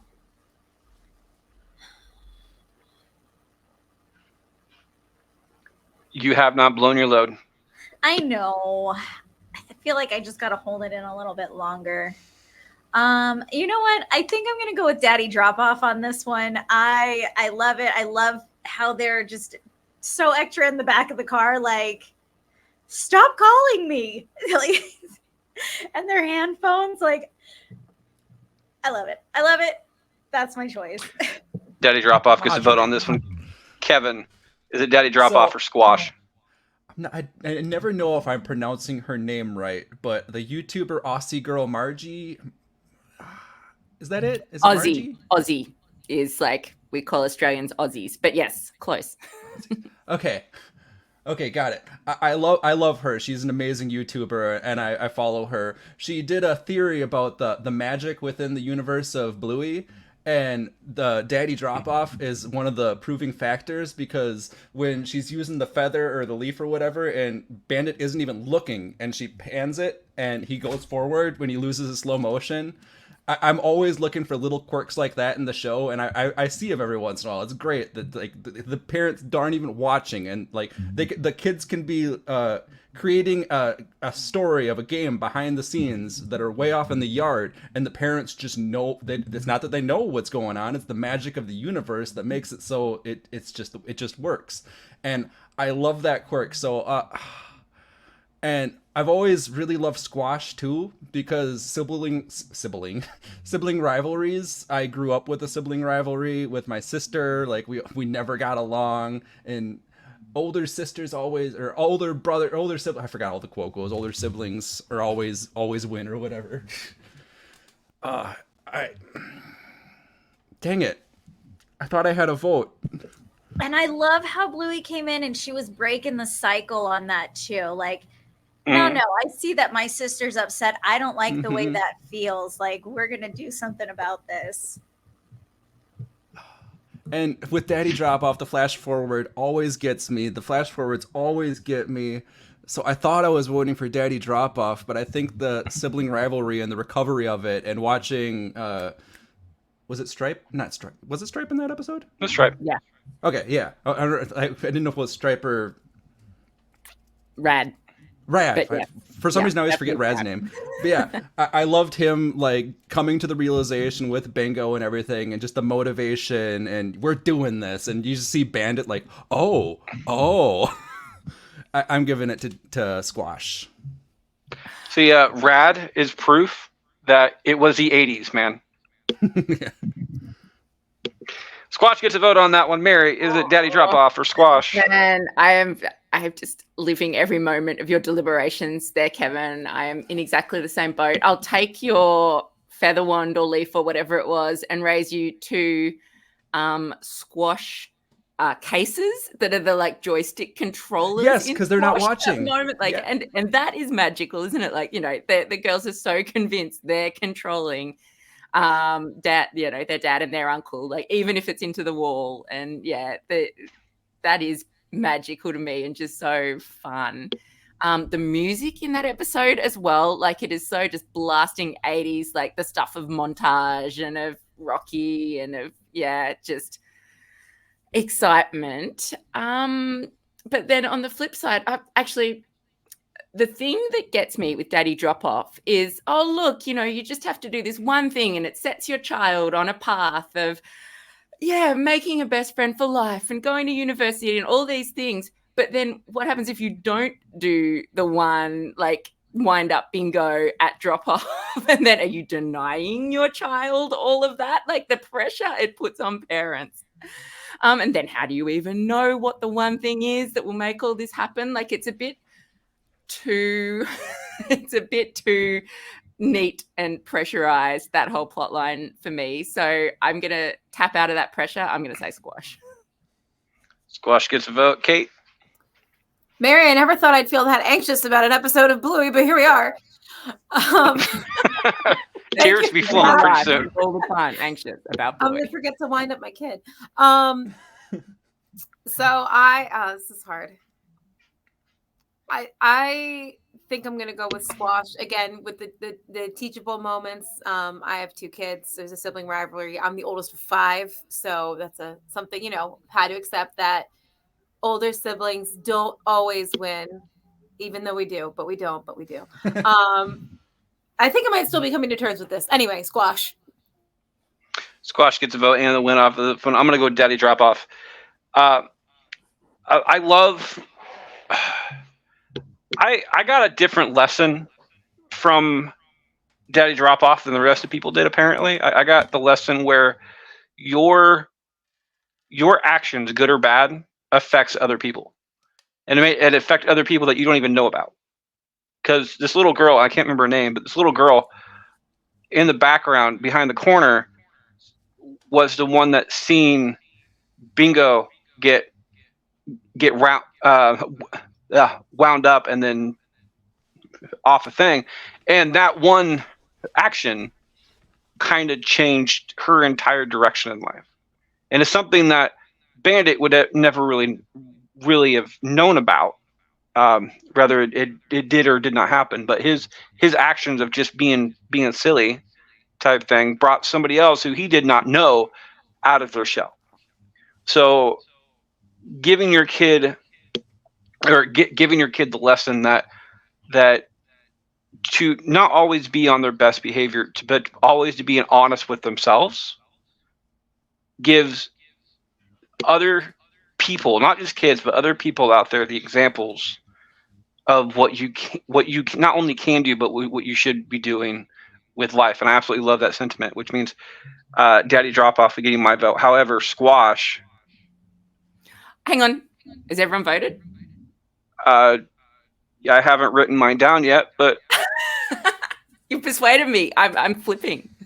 That is the perfect take. And even though water slide isn't in this bracket, the Bingo Leela relationship that kicks onto water slide, and then there's actually, that the beating of the butterfly wings in that episode, that what the girls decide to do affects change and brings a butterfly to life in that episode, that carries on from the Daddy Drop Off episode. And I love your take on that, Freddie. I'm flipping. I think it's the first time I've ever had somebody flip a vote because of what I've said.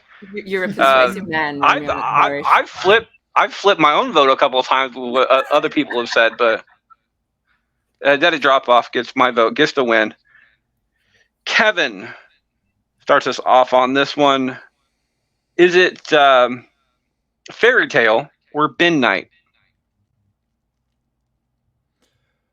This one is... I love all the episodes of the show, but it's a relatively easy vote for me. Bin Night's great. It just... I didn't feel like anything was really, learned in that episode. Maybe... It's just a fun episode to watch. It's a fun story. It's fun to experience. But, I guess... Do you really learn anything in Fairy Tale is just a funner episode to watch for me, so I guess that's why it's an easy vote, because that's just such a fun episode, because it was the 80s, man. I mean, you do learn a lesson in Midnight, and that's not to be a helicopter parent, which is Yeah. kind of realistically, I don't think Chili. They are helicopter parents, but they're not helicopter parents in a way. They're helicopter parents at home, but once they leave, their kids kind of do what they need to do. But they're taught well enough at home to be good people or good dogs, I guess, outside in the wild. So there's that. Fairy Tale does get a vote from Kevin though. Mary, is it Fairy Tale or Midnight? Oh, look, it's Fairy Tale. I love Fairy Tale. But yeah, Midnight for me, the message is that, you know, it doesn't have to be a big camping trip or a trip to the beach or something, you know, even a big crazy game. Like the connections that you're making just doing mundane things over and over with your kids is so meaningful in this episode. And you kind of see Bluey's trajectory, that, you know, thinking about what she wants to be in life, and each time it's kind of encouraged. But yeah, where she gets to with like, oh, perhaps I'll design, you know, robots that take out the bin. And no, you don't want to lose those moments of just nothingness, but it's all, you know, it's all moments you're connecting with your kids. So that, like, it is a beautiful episode for me. It's kind of a heartbreak to pick Fairy Tale over it, but here we are. Also, there is a lesson with bingo in the background happening with the bully and working through it and end up becoming a friend. So I forgot about that one. So yeah, there is a few lessons buried in there. There's always a lot going on. There's a lesson in every one of these episodes. Very layered. Kate, is it Fairy Tale or Midnight? So I love that Midnight is one of the episodes that kind of takes those quiet moments and builds on them and makes them into something that's really going to be profound, something you can think back on. But I just really love Fairy Tale. I mean, as we've all said before, it was the 80s, man. And I don't know that I can rank the garbage bins above a Fairy Tale. I'm very sorry. Fairy Tale gets to vote and the win off of this one. What do I have for notes on this one? I already gave my notes on Fairy Tale, but Midnight is somewhere in the thing. The entire thing about not being a helicopter parent, and where in the hell is Banjo after this episode? Like, just hopefully many new episodes of Bluey that haven't been made yet. But yeah, that's what I'm wondering. It's like every other character you can at least see in the background somewhere. Maybe not talking, but you can see him like when they're at school or something like that.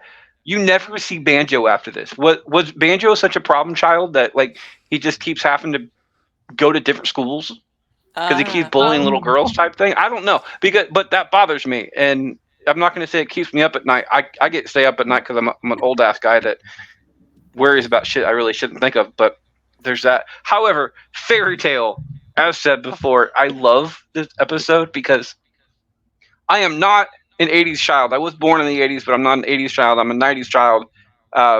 From 4 to 14 was my 90s, and that's exactly where the adolescence really should be. So 100% a 90s child. However, I absolutely love a lot of stuff that comes from the 80s, and this is just a backtrack into stuff that I love. So Fairy Tale gets to vote. Bubbles, is it Fairy Tale or Midnight? Oh, so I think my vote is also going to go to Fairy Tale, but I will say with Midnight, like I definitely adopted Chili's parenting style in this, like just kind of asking those questions, like, oh, well, what did you do, or how did this happen, and and just kind of taking that, and then also taking it a step further, like. How do you think that should have been handled? And again, that comes to those problem solvings in tough situations. And I love how layered Bluey is all around. Like it gets me. But I have to vote for Fairy Tale on this one. It was fun. It was really relatable. Having the extra siblings and having the jinx on you forever, and just kind of we didn't have any rules. We just ran feral, like so. Right. Say riding bikes with no helmets and doing all that kind of stuff. Just Fairy Tale moves on 5-0 to the next round. Mary finishes out the first half of round one. Is it Pavlova or Pass the Parcel? Wow. So I will correct you there first, Freddie. It's Pass the Parcel, how we say it in Australia. And it's our game, so you've got to say it like us. Okay, so one more time, because I'm going to write this out phonetically, because I kind of hope it moves on.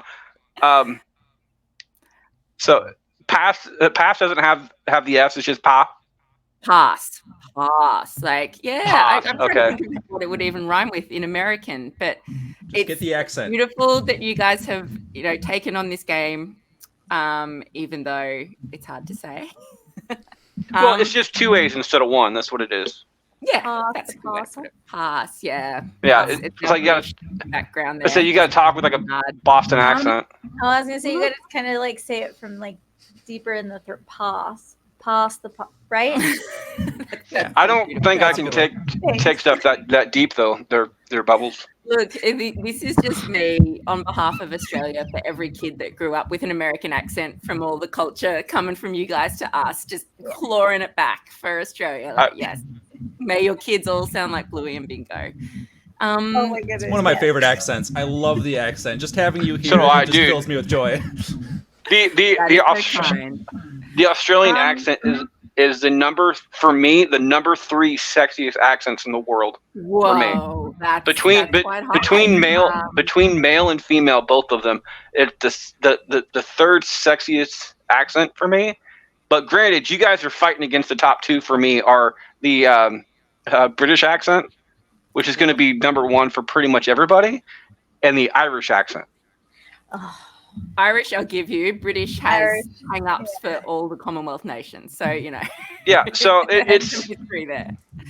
But okay, I may have digressed slightly here. Just a bit. Pass the Parcel. This episode goes for 1 minute longer than most Bluey episodes, and even 30 seconds longer than Sleepy Time itself. So that is how much the creators were like, no, we just have to get it all in there.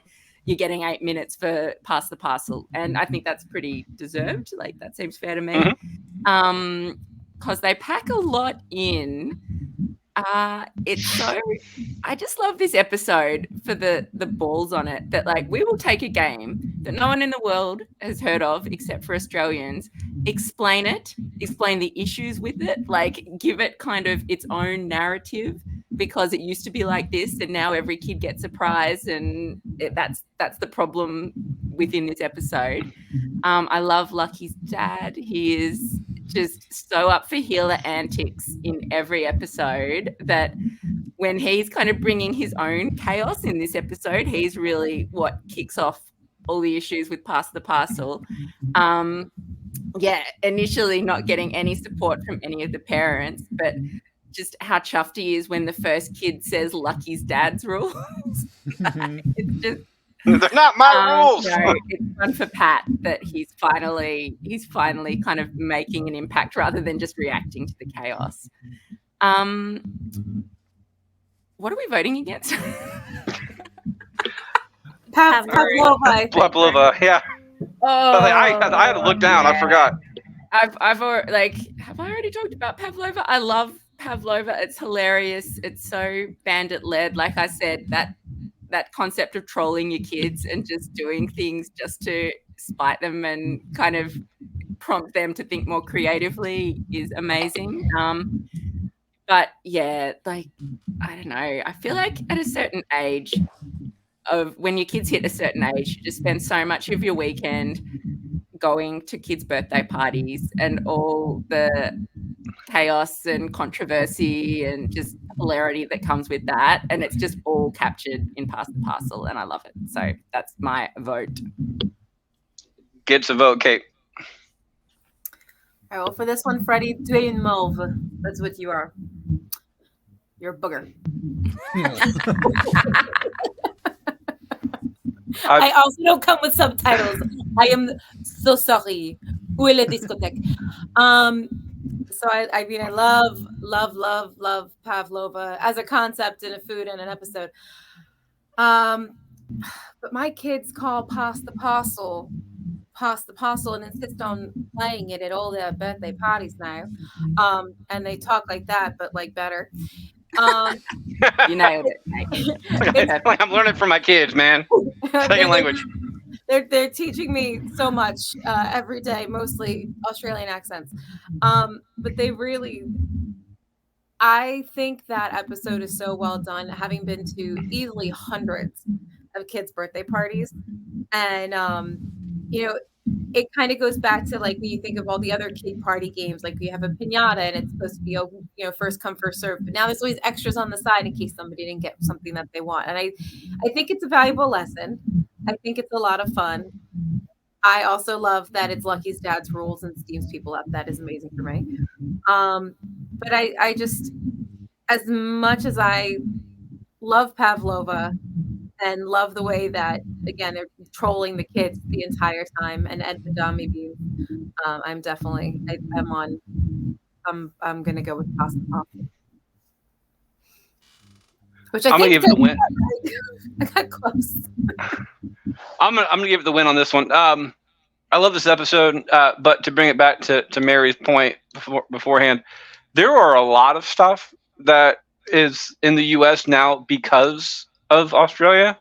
For instance, and I don't understand this game, and I need to put more effort into it. But the game of cricket is starting to get more of a stepping stone. Also, here in the U.S., I would point out. Yeah, but that was past 3.5. It was, yes, it's the latest episode, and this list was made well before 3.5 came out. So, another episode I'm sad is not on here. Cricket is getting a foothold in the U.S. now. In fact, I'm pretty sure that people actually like cricket more than soccer here. Or sorry, football. Yeah, I know. Just because it comes from like better people. But as far as this game goes, we do this for Christmas, and we've had for many years. But when we do it, we have a ball of Saran wrap,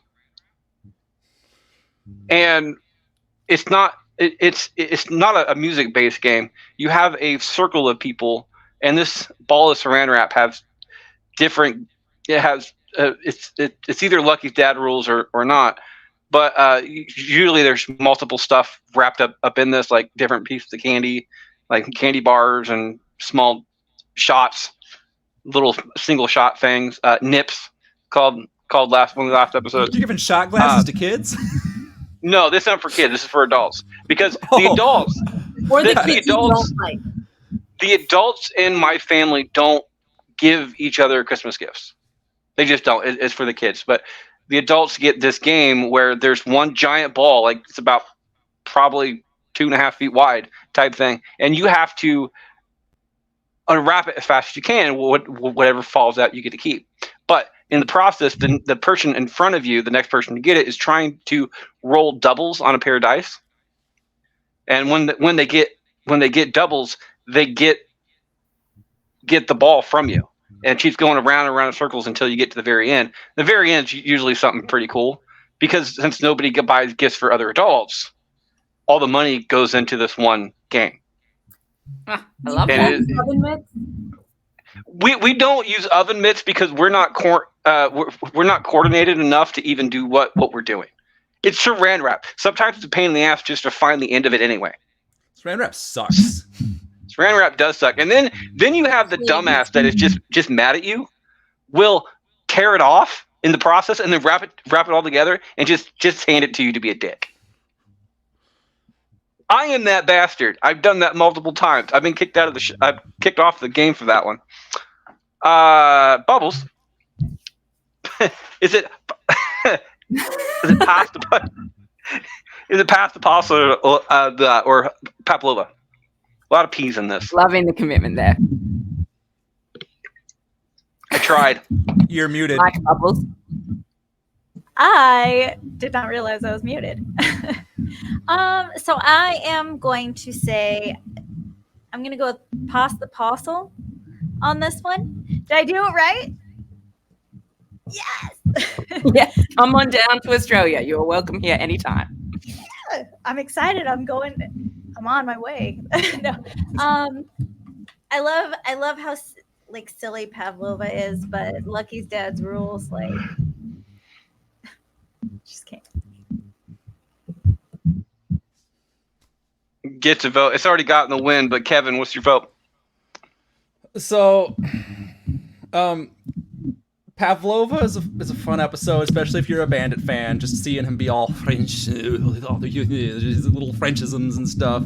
But the reason every time I watch that episode, I just feel like the lesson is gone because she gets the thing that she was told not to, and she didn't do anything to earn it.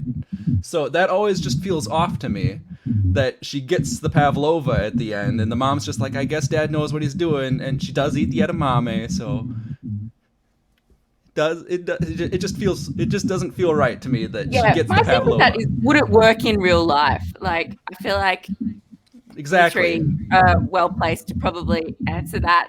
Like, maybe your kids are better than mine, but have you ever tried this and it actually worked? Yeah. But as an episode, it's a fun episode. But as a lesson, But Pass the Parcel, like, Bandit is the GOAT. There is no dad better than Bandit. Bandit is...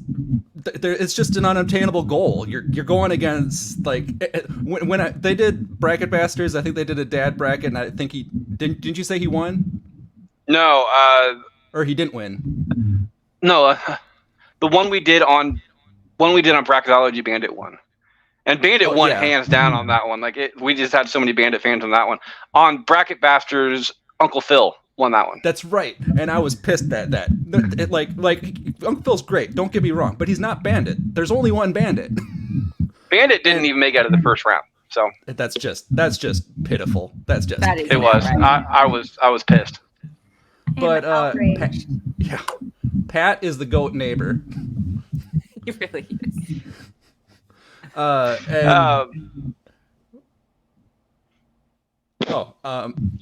I lost my train of thought. I love that episode for just the lessons that the kids have, that sometimes like something is going to make you sad, but if you just wrap your head around it a little bit more, you might actually learn to love it. Your first impression isn't always the right impression. And my thought every time I watch Pass the Parcel is combine the rules. Just combine the rules. Have a big prize at the end and a few small prizes in the middle. But then you're not raising a nation of squibs single-handedly there, Kevin, without even being a parent. I'm what? Raising a nation of squibs. That's another thing. That's another thing that's been brought over. By the way, I've heard little kids and adults call each other squibs. It's not even really that much of an Australian saying. Like, it's such a throwback. But it's cute. I know from like Harry Potter. It's something you. Yeah, that's what I thought. I thought it was from Harry Potter as well. Yeah, I thought it was like a title in Harry Potter. Like, if you couldn't do magic, you were a squib the way you were a wizard. I didn't realize. Yeah, but I reckon that comes from something even older. That it's like you throw a bomb and the bomb doesn't go off and it's a squib, so you've kind of failed. Yeah, I called it dud here, but yeah, it's a dud. Yeah, not the most inspiring language. That one. Anyway, it moves on 5-0 and a sweep to the next round. I'll be right back right after this break. Kevin has been here before, so he knows how this works. Kevin, what you been up to? What have I been up to? Not much, man. Not much. Next. Sorry, that was a terrible example there, Kevin. You're supposed to be giving us examples as far as your entire ad space because you are a guest today. So no, but what do I have for an ad space? I am a graphic designer. I guess I just made a graphic for the I Did Not Make These Rankings podcast network. I didn't make it. I made it a while ago, but I just re-upped it for them, and that I'm always happy to work on. So if anybody needs any graphic work, they can come to me, and I can see what I can do. I like doing that stuff. Art in general, I don't get around to it as much as I should. On YouTube, Kevin ST1R2 for some reason. I don't even know if you can search me as Kevin Stoner on Facebook anymore. My account just got nuked a week ago, so I'm probably like 10 feet down in the list now. Yeah, that's about it.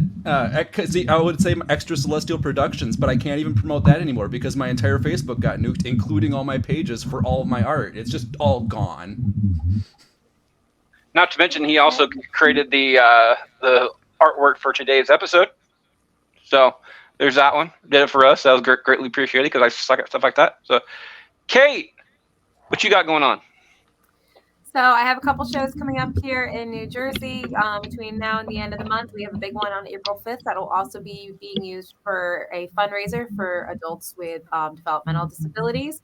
So you can look at my Facebook page, which is under my name, Kate Laverne, for information on that and other upcoming stand-up comedy shows. I still have my book available online, Mommy Needs Coffee. It's a kid's book, but it also works for grown-ups. And the other one, the Hot Mess Express, still isn't out yet because it is living up to its title, and I still can't get the formatting right. This has been like a year in progress. So that's what I'm doing, being my own Hot Mess Express. All right, and Mary, at the end of round one, I'm going to give you the opportunity to do the same thing. So kind of come up with something on top. From during this point, you have the opportunity to figure out what you want to say during that. You can take as much time as you want, or little time as you want as well, and we'll go off of that one. Nobody has stolen a vote or blown their load so far.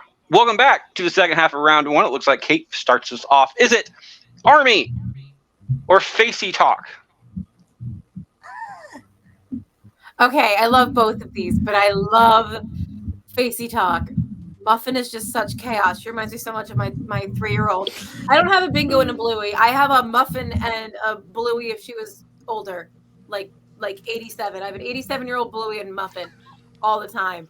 I don't know if you guys saw me looking up earlier. They were screaming and crashing. I think someone broke a plate. So all good things here at 9 o'clock at night. I can so relate to the parent chasing Muffin around, and then the kids are like both helping, but they're not supposed to be helping. And I don't know. I'd love to think that we're Bandit and Chili as parents, but we're actually, everyone's just Muffins, bitch. Everyone's Muffins. We're Oops, all Muffins. Oops, all Muffins. Nary a donut hole. It's all Muffins. We're going to go with Facey Talk. Facey Talk gets a vote. I don't know what you guys are talking about. My kids are definitely Blue and Bingo. They're great kids. Good for you, Freddie. Yeah, my kids are fucking great. I'm not a huge fan of the Army episode, so I'm going to let Kevin talk about that one because he mentioned it before. However, I will give my vote with 3 simple words for Facey Talk, and that is cow, boy, hat. Cowboy hat. So good. Bubbles. What was Facey Talk going up against? Army. Oh, God. Oh. Fuck. I mean, if the offer's there, we'll talk about that later. Fuck you, Freddie. Man, I love the chaos in Facey Talk. But I have one of my kids is Jack. Like, everything about him is, and I'm like, oh my God, that's my kid. That's my kid. And like, I wish that my son had found a friend like Rusty in that. Because that is like a really big thing, and it would have been a really big thing for him. And he's in high school now, just finally finding people that like he can fit in with. And I'm going with Army on this one. That's going to be my choice. Army gets a vote. Kevin. Yeah, as you said, and as I said earlier, I grew up with ADHD. It's something I'm going to have my entire life. And the way that they talk about it, and they never actually say the word ADHD, just like they never mention in onesies. They talk about the subjects without actually talking about the subjects, and they do it so well. Like, I'm constantly forgetting things. Like, it's hard to keep attention, and like, and then to work with it. And I might not be a military person myself. I see every single human as equal. We are all equal, and as soon as hierarchy is added, it just doesn't work with me. So I could never work in a military situation. But to watch him use that mechanism to learn to work with his ADHD and that discipline, and it was really well personified. I love that episode so much. But Facey Talk is such a ride. I love that episode. The music, the chaos of Muffin, the censorship. Even my version on Plex, I think, is censored. I don't think they show the toilet scene. It's just gone, which is understandable because they can show characters in slice of life in the bathroom, but as soon as they show a kid recording on a camera somebody on the bathroom, I can understand. That's one of the few times Bluey censored that I can actually understand why they did. But Facey Talk gets my vote. That I did not actually see coming. I'm going to ask you a question real quick because I honestly don't know, and I wrote down, instead of ADHD, I wrote down ADD on this one. So what is the difference between ADD and ADHD? ADD in like layman's terms. It's just very easy to lose your attention. Like, a dragonfly. That's ADD. ADHD is when all of a sudden you got like your restless legs. You need to constantly be moving. Like, it's more physical. Like, the hyperactivity that's when it gets more into that level. As a simplified version. I mean, and I'm no expert. I'm no physicist. I'm not a doctor. I don't know what I'm talking about. You've dealt with that a lot more than I have in life. I don't know anybody personally. I haven't raised any children that involved in that entire or anywhere on that spectrum at all. Between the two ends of that one. So for everybody out there who just happened to be listening to a show that talk about a show about parenting, be a good idea just to go ahead and check that one out. However, Facey Talk will be moving on. Mary, is it Facey Talk or Army? I feel like maybe, I don't know if it's Australian context, it's probably world context here, but Facey Talk dropped in Australia in December at the end of 2021. So like at the end of 2 years of pandemic lockdowns. And, you talk to everyone on FaceTime, you know, that was your connection. You were cooped up in the house. Like there was a manic edge to everything. I think what I'm trying to say is this episode is quite triggering for me, maybe for lots of people. But yeah, I love Facey Talk for just the big Muffin energy. For like, it's an episode about taking turns, right? And even though Muffin is terrible at taking turns, we see Bluey and Bingo not great at it either. Stripe and Trixie and how to take turns or share like parenting decisions, terrible, but that's quite relatable as well. So I love those hidden kind of messages and dynamics in this episode. I love just how crazy it gets the second that, the gorilla face pops onto Stripe's face in like green mode, and just how clever it is. All the action, you never come off screen in this action. So it's just, the levels of storytelling smarts that would have been needed to make that work and never go, we'll just cut out back to the family room here or something, is really cool to me. But Army is incredible. Rusty is Joe Brum, the Bluey creator's favorite character. So I think, a lot of heart has gone into how this story is told. To your point, Kevin, I'd never thought about it, that Jack is finally included and finds his place in that, famously welcoming, diverse, construction, the Army. Like, real world, maybe that's not so realistic, but just the attention to detail in this episode and how immersed the kids are in the game.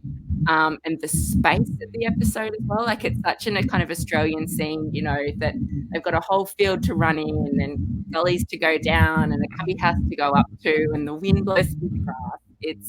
It's so beautiful, and so yeah, Army for me.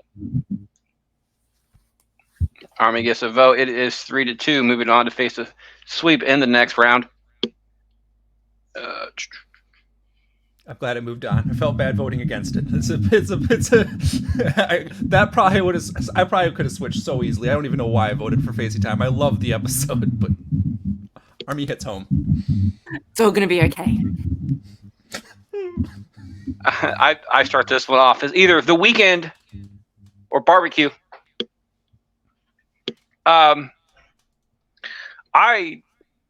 Both of these are kind of equal to me, to be perfectly honest.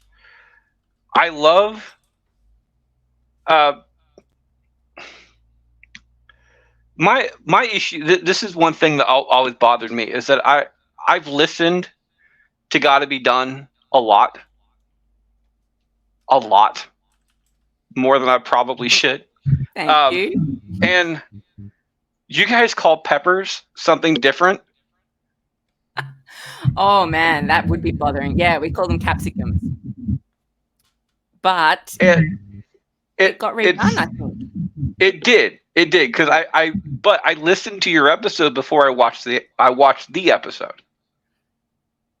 Just because it was on the list, and I was at work, and I was listening to multiple episodes in a day for you. So because that's just how I roll. But I was sitting there so confused while I was watching the episode, like, listening to the episode, I'm like, what the fuck are they talking about, type thing. So I did learn something as far as the continental divide on that one, which is really nice. So I appreciate that. As far as The Weeknd goes, I still don't understand cricket. Fair. I don't. I just don't understand it. I grew up watching baseball, and like it's the same thing of like I understand football but not rugby type thing. I'm a fan of both of them. I don't understand rugby, but I enjoy watching it type thing. So there's that. But I appreciate. I'm gonna go for Barbecue on this one because one, I'm a fan of salads, and I don't think. I think this is an episode talking about the people, places, and things that don't get the appreciation that they really should. So that's what I gathered from it. But I also think whoever wins this isn't going to make it past the next round anyway, on my personal thing. So there's that one. Barbecue gets my vote. Bubbles, is it Barbecue or The Weeknd?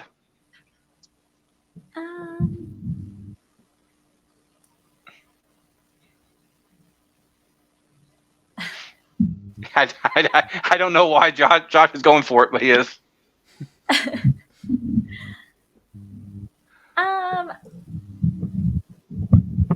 Geez. I think I'm going to go ahead and I am going to go with The Weeknd on this one. Weeknd gets a vote. Kevin.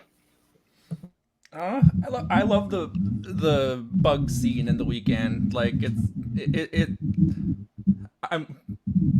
the animation, as I pointed out, whenever they do the close-ups, it's always just stunning. Like the textures and everything.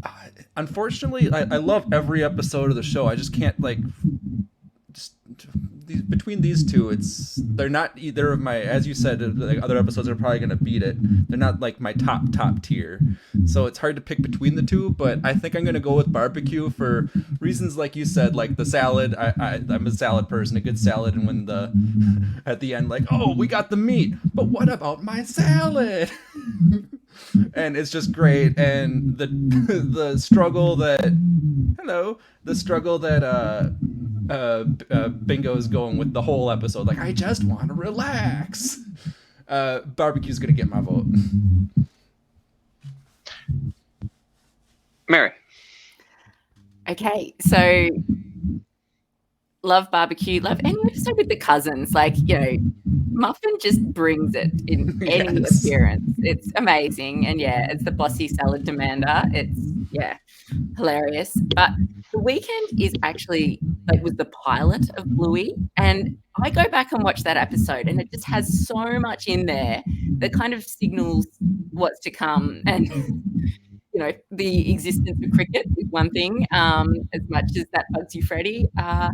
But yeah, the Bingo's close up on the walking leaf, and the fact that she's just this character that just stops and appreciates the tiny things, and she has so many bug moments in future episodes. But then also it sets up Born Yesterday, which is an episode I adore, where Bandit just really appreciates nature and the world, and everything's amazing. And I love just so much is buried in this episode. And Chili, even, she's barely in this episode, but her one line is, "Oh, I'm off for a run." I'm like, go mama. That's so cool that, it's just not mum stuck in the kitchen like every other kid's show.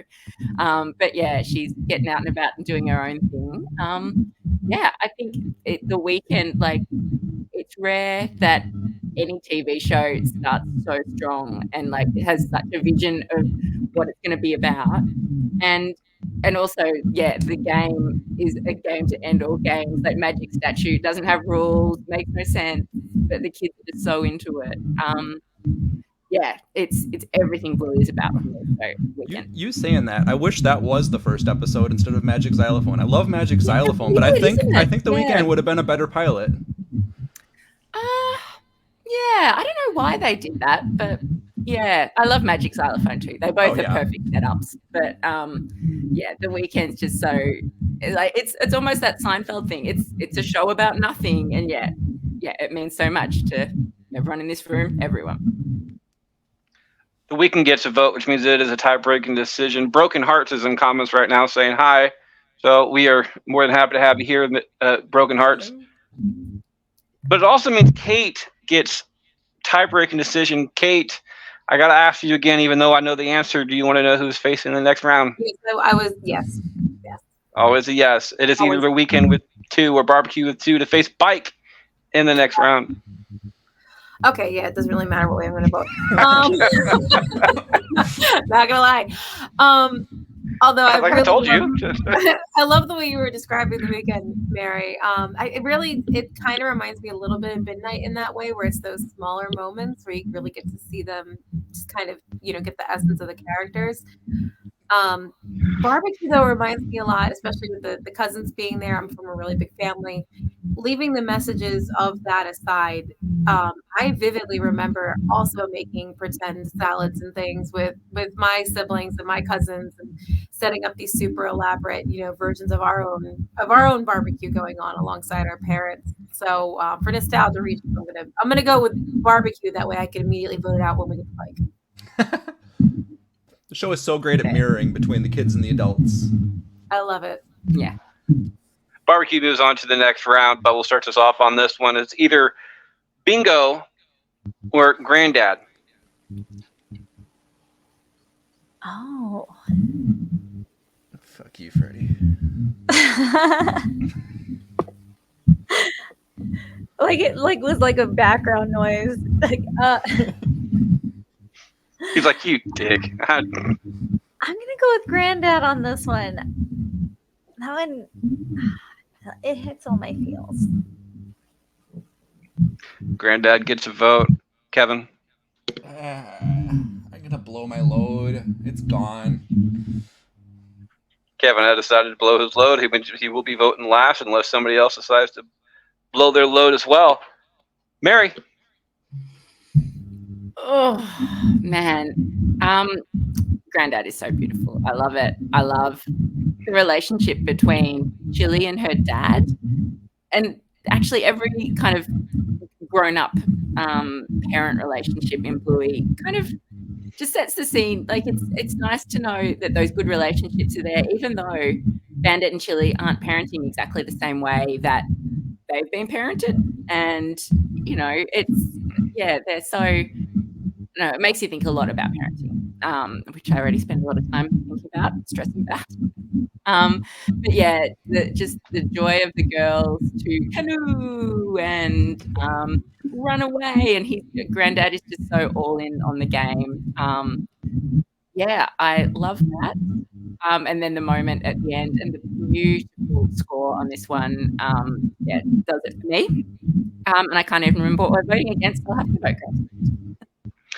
Granddad gets a vote against Bingo on that one. I'm sorry, Bingo. You I know. earned your own episode, but She did. that's hard. Kate, is it Bingo or Granddad? So I have a very emotional connection to the Granddad episode. My dad was called Dad by my kids. And he was like in Boy Scouts and very into the wild. And so we had a very complicated relationship. But one of the things that he did give me was an appreciation of the outdoors and hatred of camping. And I love seeing the kids. You see the just all of them together. The Chili's playing, Granddad's playing, the kids are together, and you're learning more about Chili as the episode goes on. And I think again, it's that like insight into the backstory that we wouldn't get otherwise. I don't know, it really resonates with me. So Granddad for me. Gets the vote and the win. I'm going to give it to Granddad as well. I'm not going to read the notes that I have on Granddad. I'll keep it for the next one. However, with Bingo, my notes are it's an episode about having fun by yourself.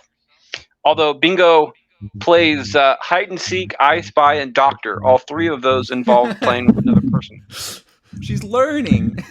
Yes. So either way, Granddad gets my vote. Kevin, it is a sweep or not? What are you doing? I'm playing hide and seek. Oh. What? I forgot exactly, but who's gonna find you? Oh. I love the Bingo episode just because of subversion of expectations in the song. Like when I just rewatched it earlier today, I almost always skip the intro because I've heard it 1,000 times. But with the Bingo episode, you can't skip the intro. You gotta watch the intro.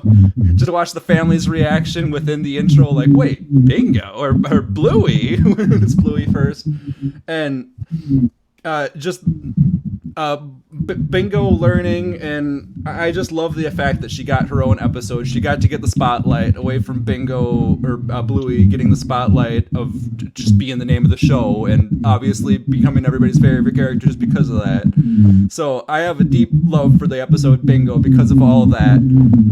But Granddad, it was gonna be my initial vote. I just couldn't. I couldn't say against Bingo that quickly. So Granddad does get the sweep. That flash backwards at the beginning, like, I feel like it was only yesterday. It was.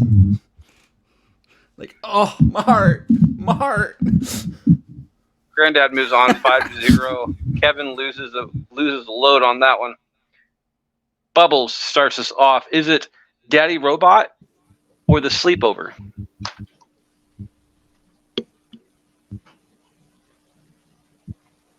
Oh my god.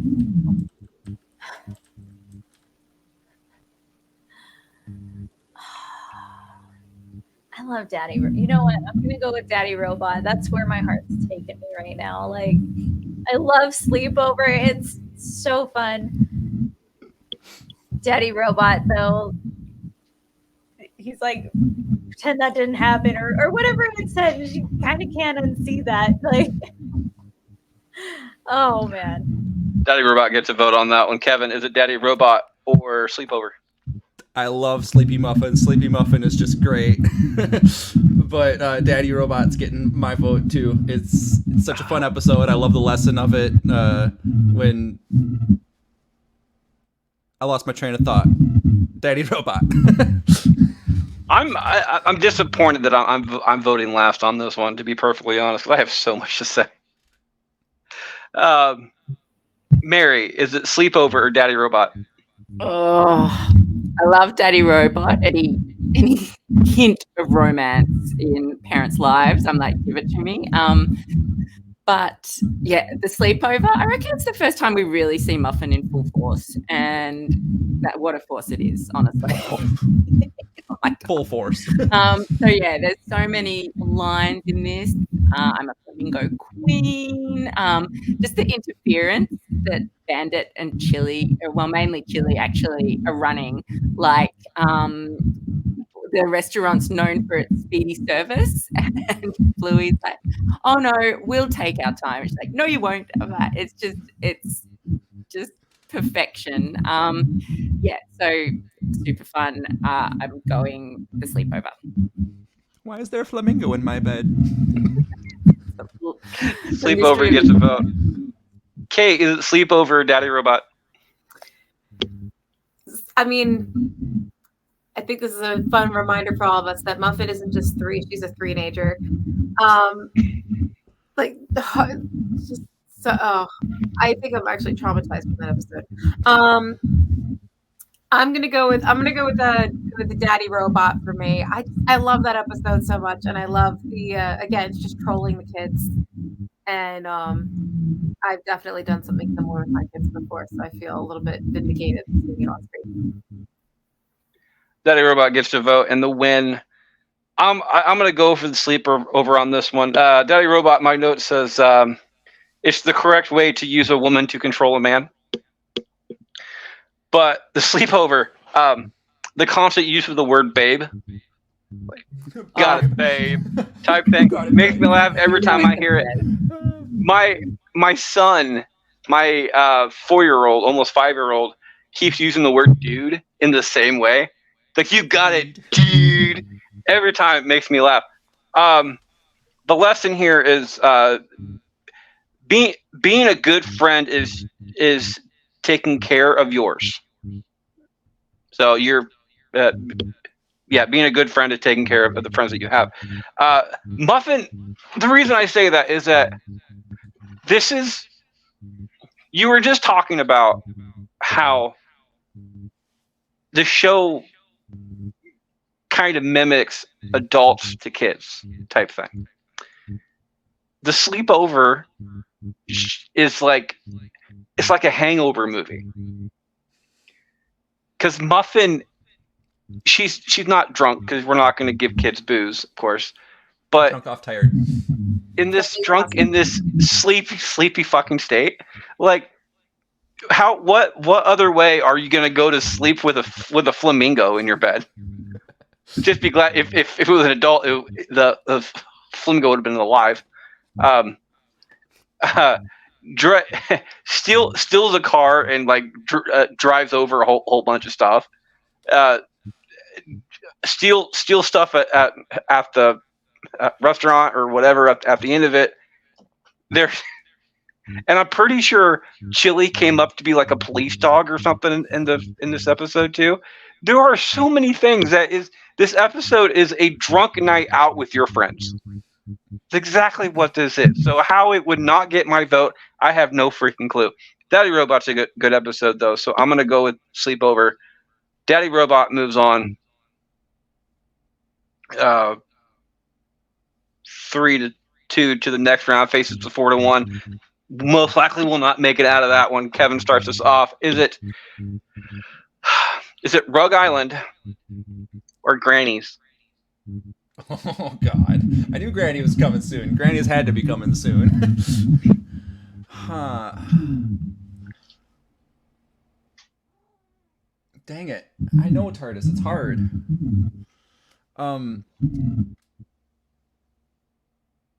Man, it's the grannies as characters are just top tier. The grannies as characters, you can't beat those. The way that they talk, the way that they act, like literally running somebody over and be like, "Oh, that was nothing." I love that episode so much and those characters, but I think I have to give my vote to Rug Island. Oh wait, no. I was thinking of a different episode. Rug Island is the Markers episode. I was thinking of the Evolution episode. Oh, that changes things. I was just talking about it. What's the episode Rug Island's going against? Memory. Grannies.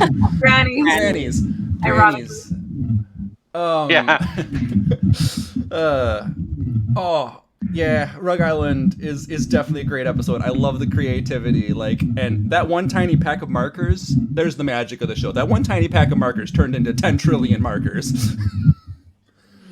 I just kind of figured they went back in the house and grabbed some more markers. Maybe. Like I just They only showed one Any pack. house have that many markers, really. Actually, my house might, thinking about it. That makes I love Rug Island. It's a great episode, fun, but Granny's is gonna get the vote now. Granny's. Granny's gets to vote. Mary, is it Granny's or Rug Island? Look, the grannies speak for themselves, don't they? I love both of these episodes are so kid-led. Like, it's just every bit of creativity and chaos is coming from the kids. I think Rug Island for me, because of that message about, creativity, the present at the end for Bandit. What did she give you? She gave you everything. You can make anything if you've got a connector pen or a pen at all or imagination, and I love that. So Rug Island for me. Gets a vote. Kate? I love both these episodes. My kids will say when I'm going into the room, "Here come the grannies!" Still, which is great. That's what you love to hear at 33 years old. Rug Island. I just feel like it's such a quintessential depiction or a takeaway from childhood in general, where you can make anything into anything. Your imagination is so big, and sucking the parent into that. They come back at the end of the workday, and they have the egg that they've now stolen from, I think, Lucky's dad. Goat. Yep. Just hit. I mean, it's really what it is retribution for Pasta Possible. I think is what that actually is. But this is a hard one. I'm gonna go with Rug Island, just because I feel like these kids are gonna grow up to be like Disney Imagineers. Like, this is where you start to see that creativity showing. It's like when you give your kid, 6 paper clips, and all of a sudden they've built the flamingo that's in your bed. A lot of other parts that came out of nowhere, and your sweater's probably ruined, but it's a good experience. It's a childhood MacGyver. Basically. They rubber band, chewing gum, and a paperclip. Build anything. I'm gonna go Granny's on this one. To be perfectly honest, I do like the episode of Rug Island, but it's definitely not my favorite. The episode of Granny's, realistically, is not even my favorite Granny's episode. The second one I feel like did it better. The bus stop or bus, or I can't remember what it was, but they're on the bus, and Chili's trying to get the bus driver to notice her. Golden type thing, and it's got a sad ending because the bus driver's already married to somebody else. But there's that one. But I do love Granny's. My when I go out and DoorDash, I send a text to the person I'm bringing food to, and it's a picture of the grannies in the car speeding down the thing, and it says said we're on our way with your whatever on it. So Bluey is with me even outside of this, even when I'm going out and having fun. Granny's gets my vote. This also means it's a tie-breaking decision coming down to Bubbles. Bubbles, number 1, do you want to know who is facing in the next round? Kate is like, yes, we got it. So, yes. Okay. It's either Granny's or Rug Island, both with 2 votes currently going against a 3-2 victory in the previously with Baby Race.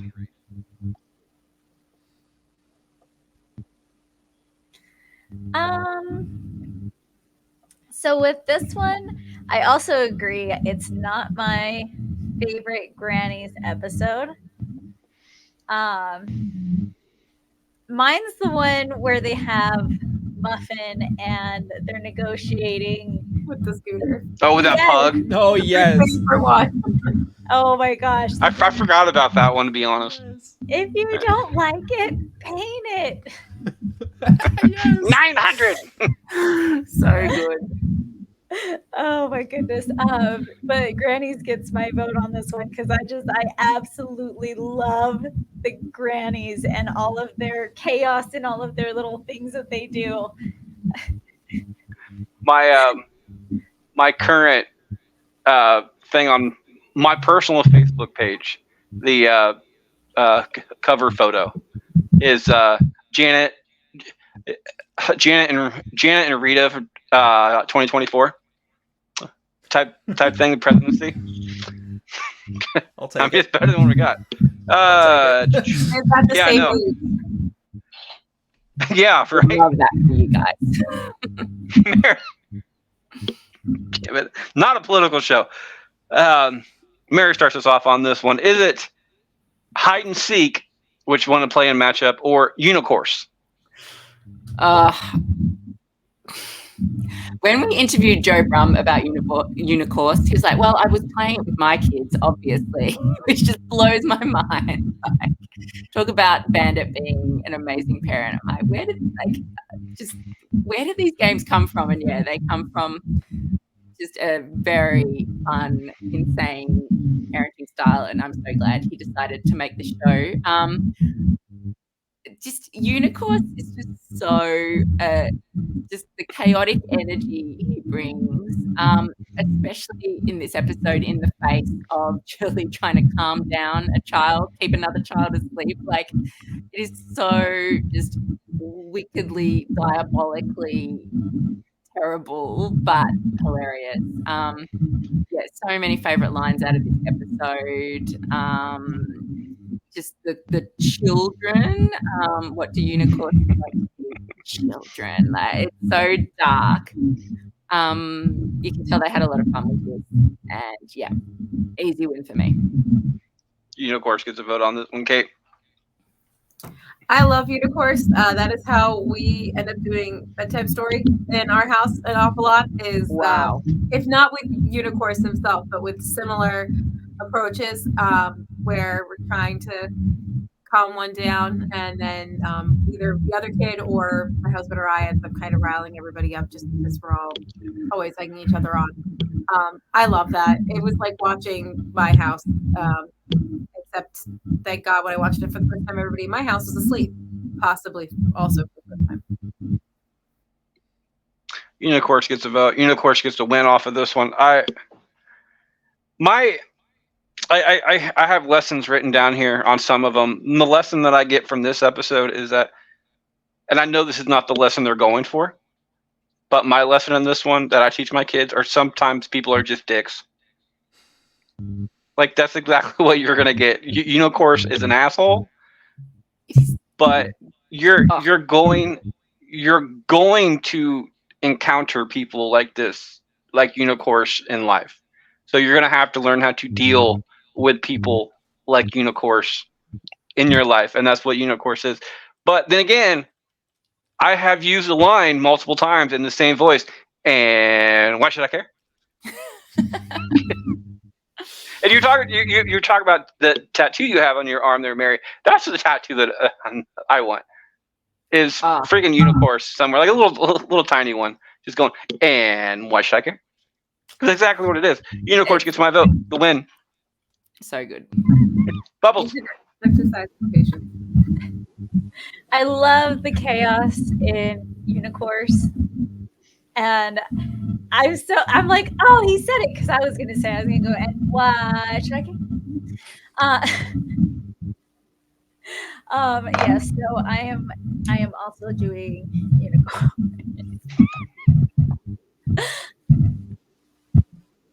Kevin finishes up. And why should I care?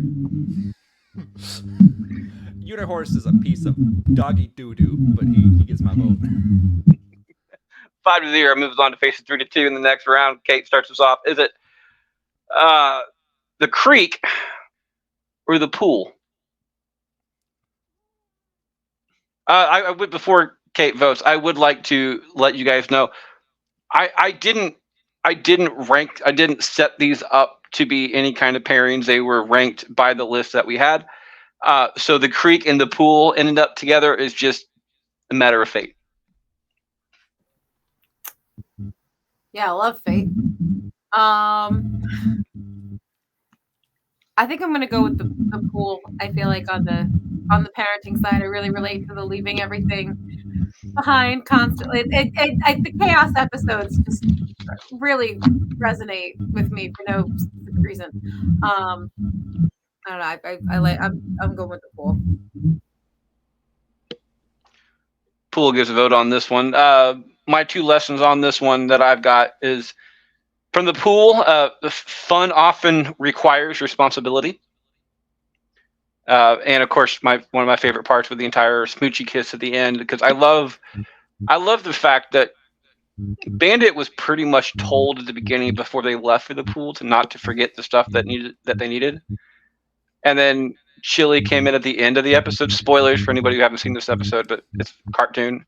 And if you haven't watched Bluey yet, why in the hell are you listening to this episode?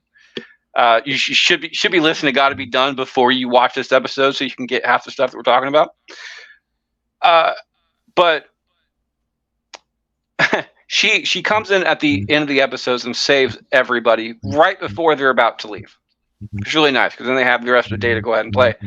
But then at the end of the episode, there's not only a quote unquote smoochy kiss at the end, which is another episode that is not on here, but it's the image you get of, I can't remember if it's Bluey or Bingo, it's one of them, but looking at their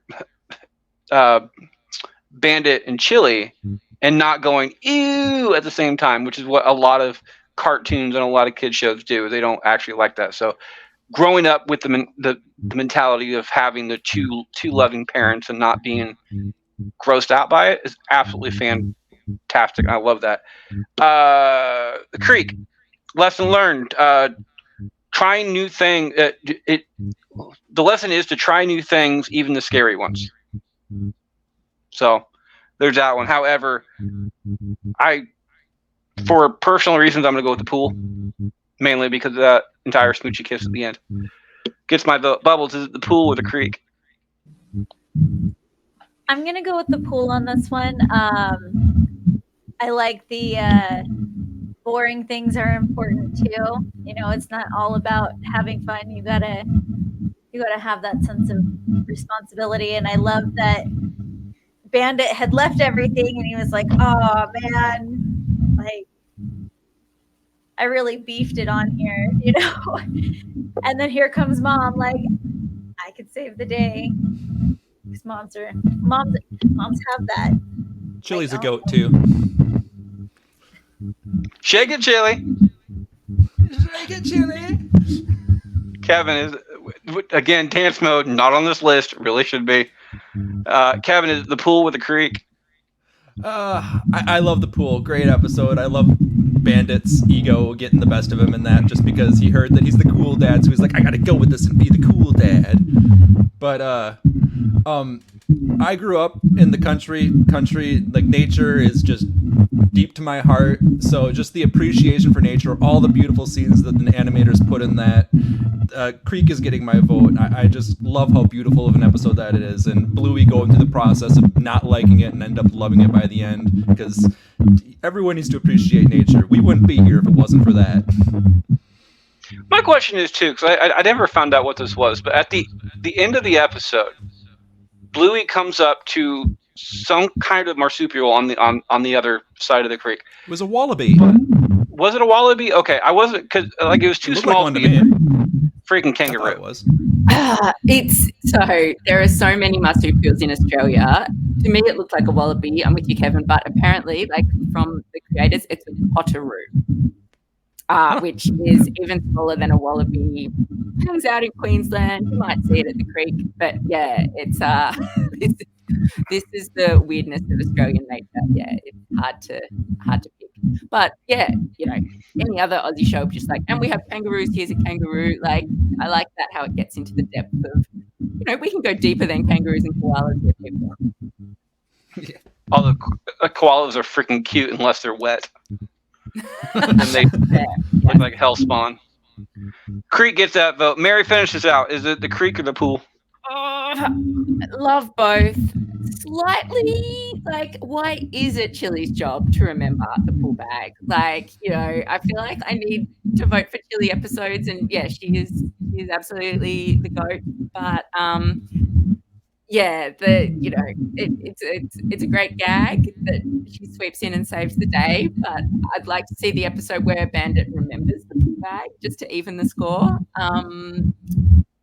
Yeah, and for the same reason as Kevin, like the creek is it's so core to my childhood experience. It is an actual creek you can visit in Queensland, in Australia. Love that. Yeah, they went out and based the episode on that particular creek near Joe Brum's house. And yeah, that it's as much as it's a do things that are hard, do things that scare you message for the kids. For the parents, I reckon, so yeah, actually, when was the last time we got the kids out in nature? It needs that reminder and the magic and the music of it. Yeah, it just hits home how amazing that experience can be. So Creek for me. Pool moves on 3-2 to the next round. Last up in round one, finally, I start us off. It is either Takeaway or Mini Bluey. Mini Bluey, my lesson learned on here, and it's just a simple fact. We all have our favorite child. I don't care who you are. If you have multiple children, you do have your favorite child. You don't tell, but the trick is you don't tell them which is which. You don't. You have them compete to see who is the favorite child. That's the goal in life. That's the hack. That's the parenting hack. You tell them that you do have a favorite child. You just don't tell them which one, so they keep competing to be the best that they can be, to be the best child. On Takeaway, I gotta admit, I like spring rolls too, so I don't blame Bandit for having to wait or wanting to wait that long for it. But I do want to repeat. Does anybody remember what the fortune cookie said? Not verbatim. Okay, because I wrote it down. It says, flowers may bloom again, but a person never has a chance to be young again. Which, I know, if you would, I wouldn't want to get that written in English as a tattoo, but have it just kind of a weird language. I would want to get that in probably Hoovian somehow. Hoovian? You mean Gallifreyan? Whatever. I couldn't remember the name of the language. Sorry, I had to one up you there as a Hoovian. Yeah, thank you. I couldn't remember it. I'm dealing with a show about Bluey right now, so it's kind of difficult. But one of those, or some other different language is kind of merged the two. But you can always remember that, and it seems such a childish tattoo to get as well. But it's also a very, very good life lesson to have. So, Takeaway. Although I do love Mini Bluey, but I think they did it wrong, to be perfectly honest. Takeaway is one of my favorite episodes of the entire show. So if you get my vote. Bubbles, is it Takeaway or Mini Bluey? I'm going to go with Takeaway on this. Again, it's got that chaos in it. He warned her, it's hot, and yeah. So Takeaway's got my vote here. Kevin. I love Takeaway. Oh, geez. What was the other one again? My brain is Mini Bluey. Mini Bluey. I love the Mini Bluey episode. The whole premise of it and the way that it's executed. You might not like the way it was executed, but I love it, and it's one of my favorite episodes. So Mini Bluey is getting my vote. Mary. Mini Bluey is so smart. I love within that, kind of chaos plot and all the family dynamic. Bluey is just so self-aware. She's like, sometimes I ask lots of questions and I don't even listen to the answer. Yes. It's sounding very familiar to me. But Takeaway, it's just done so well. The whole thing is in one scene. That scene becomes more and more claustrophobic, kind of pressurized. And the tap's running, and Bingo needs to wee, and just the build up. The score is beautiful in that too, and it really reminds me of. Oh, and I'm blanking on the film, but it's set in Boston, and it's anyway, that story's going nowhere. But yeah, it's what I'm trying to say is cinematic levels of storytelling in this 7 minutes. Takeaway for me. So that gets my vote. Takeaway gets a vote. Kate. So I really like Takeaway. I love the different things going on within it with the waiting, and again, Bingo having a wee and everything. That just reminds me of when I'm waiting with my own kids. But Mini Bluey is so clever, and like you said, like I think at one point Bluey says something like, "Sometimes I just start talking and I don't even know what I'm gonna say," and I do that all the time. If no one picked up on that throughout this entire process, but I really like that, and again, it goes down to those sibling dynamics. I like when they really explore those a little bit, and they have a chance to be self-aware and stand on that. So I'm gonna go with Mini Bluey. Do it. 3-2 takeaway moves on to the next round. I'll be right back right after this break. Mary, Oh, hey. would you like to tell us about Gotta Be Done? Oh, I thought you'd never ask. Oh, I've been waiting on it. It's just talking about Bluey, and so very similar to what we've been doing for the last 2 hours and 44 minutes. I know, right? That's what I do with my life. So my co-host Kate McMahon and I started Gotta Be Done when Bluey had only sort of been out in Australia for a few months. There wasn't much info back then about Bluey, much less, global acclaim and Emmys and everything else. And yeah, we just take an episode, deep dive it. We talk about the parenting and the child development theory, but also kind of the cheeky pop culture shout outs and just lots of Simpsons references in Bluey, and lots of things planted for the parents to kind of spot and go, oh, I know where that's coming from. And yeah, we have been doing this for 5 years. We've got 180 plus recap episodes to talk about. We've interviewed Joe Brum multiple times. Podcasting is really just generous and open, and shares what's going through his head making this incredible show, and also the music team and other people in that creative world making Bluey in Brisbane in Australia. So yeah, we, as you can tell, I'm never going to stop talking about Bluey. And if anyone wants to hear that happening in pre-recorded time, Gotta Be Done is the place to find it, wherever you get podcasts, and at Bluey Pod on Instagram and Facebook, and at Bluey Podcast on Twitter. One of my favorite things about doing Bastards is the fact that I get to talk to people who I never really thought I would ever be able to talk to, and I have a personal top 10 list of people that I honestly would love to have on the show. Bluey Pod in general was one of those people on the top 10 list, because I absolutely love this show. I do. They take an episode, which is, we've been discussing, about 7-8 minutes long ish, and it's an hour-long deep dive into that particular episode. And it's not just gushing over the episodes, because there's a lot of Bluey episodes. They don't have a lot to it, but there's a lot of stuff that you just don't realize into it. And for the people out there looking for long dogs, which is something that we haven't talked about. Mentioned that in 2 hours. I know. We haven't mentioned it. But for the people out there looking for long dogs, they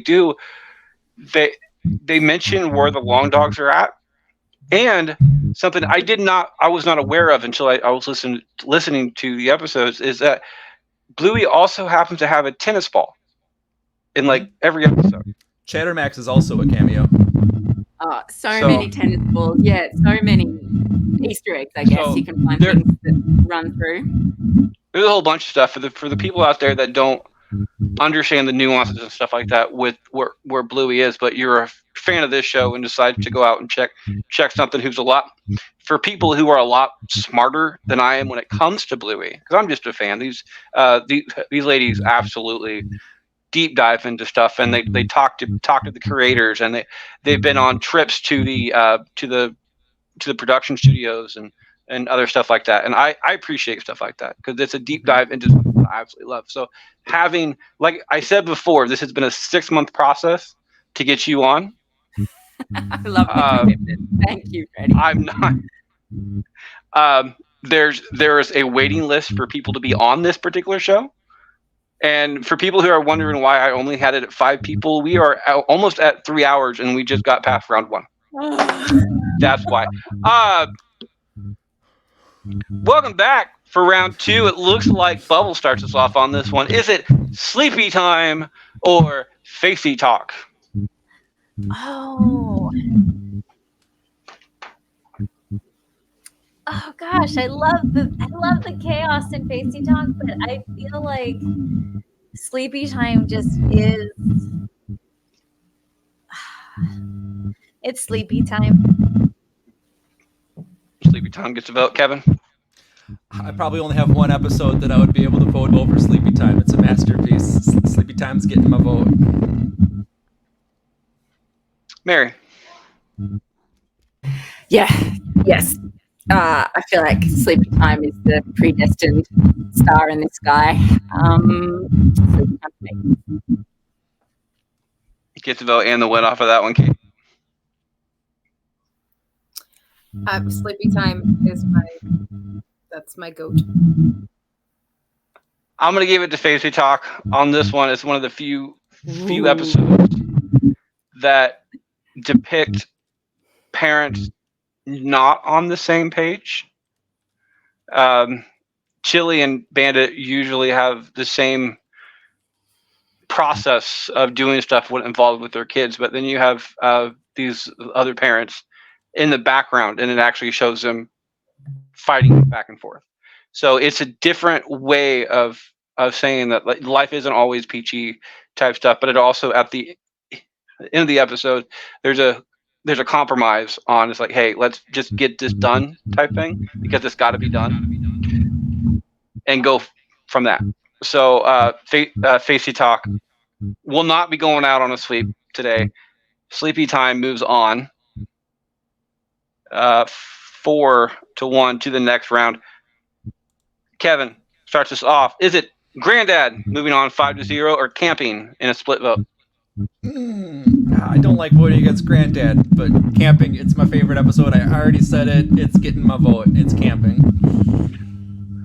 Mary? Yeah, Granddad for me. All the feels. Kate? Yeah, I was getting a little bit emotional earlier with Granddad. I really love that they show Chili showing her concern over her father's health. And I think a lot of parents that have kids that are around Bingo and Bluey's age, we're at that crossroads where, our parents are starting to get those, bad news in health. You end up being a caregiver for your kids, for your parents. It's like when my dad had cancer, trying to make sure that he was taking care of himself, and him wanting to just do his own thing.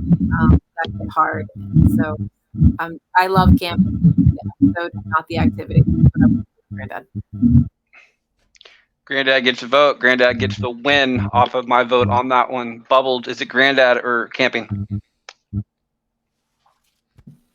I'm going to also go for Granddad on this one. I am 100% a daddy's girl.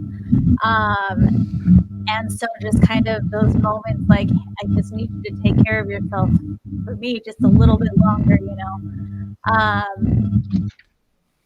Yeah, no, Granddad hits all of those feels. Bye-bye, Ride or Die. I was about to ask your feelings on that there, Kevin, because I like I said, I didn't like voting against Granddad. It hurts, but it's a worthy win. It's a worthy win. Mary starts us off. Is it Baby Race or Grannies? Both of these are 3-2 last round. So in Australia, the ABC that broadcast Bluey recently put it to like a national democratic vote for like 10 episodes, and Grannies came in at number 2. But for me, yeah, I've got to give it to Granny. Grannies gets a vote. Kate? Baby Race.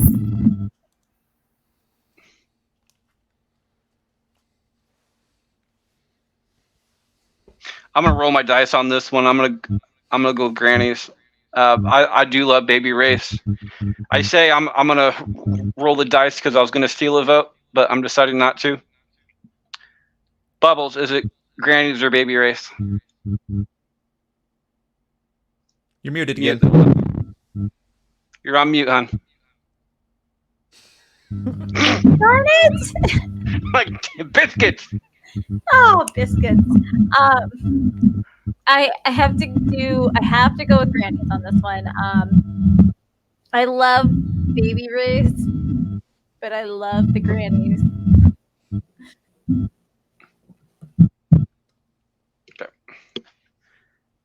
Granny's gets the vote and the win off of that one, Kevin. You're doing great. Like I said, Granny's was done better in future episodes, in my opinion. Yeah, so that's what I'm giving thinking. 32, Granny's moves on to the next round. Kate starts us off. Is it Fairy Tale or the Pool? Fairy tale. Gets a vote. Gets 2 votes off of that one. This is not difficult at all. Bubbles Fairy tale. gets another one. Kevin Fairy Tale. and Mary finishes out. Is this peer pressure? Yeah, very. I mean, you could break up the sweep if you wanted to. I'm just saying, it's like between Fairy Tale and the Pool, dude. Like this brings up memories of the 80s. It brings up memories of childhood in general. It just the Pool is a lesson, but Also, the Fairy Tale is just fun. It just really is. It's fun. Moves on in a sweep, by the way. I start this one off. It's either bike moving on to the sweep or barbecue going 3-2. Another easy vote for me is going to be bike. Bubbles. I agree. Super easy.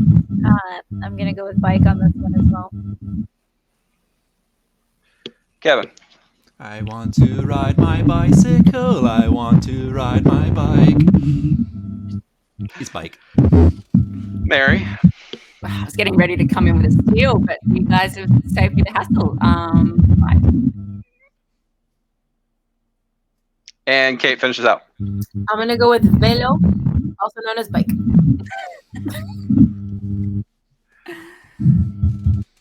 Bike moving on 5-0, faces a 4-1 in the next round. Bubble starts us off. Is it Daddy Robot with 3-2 or in a 4-1 onesies?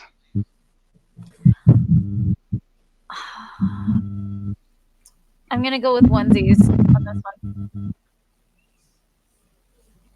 Kevin. Love Daddy Robot. Phenomenal episode, but onesies is an important episode, so onesies. Mary. Oh, I want to say Daddy Robot just for the kiss at the end, but no, onesies for me. But no. Kate. Onesies. In a sweep, onesies moves on 5-0.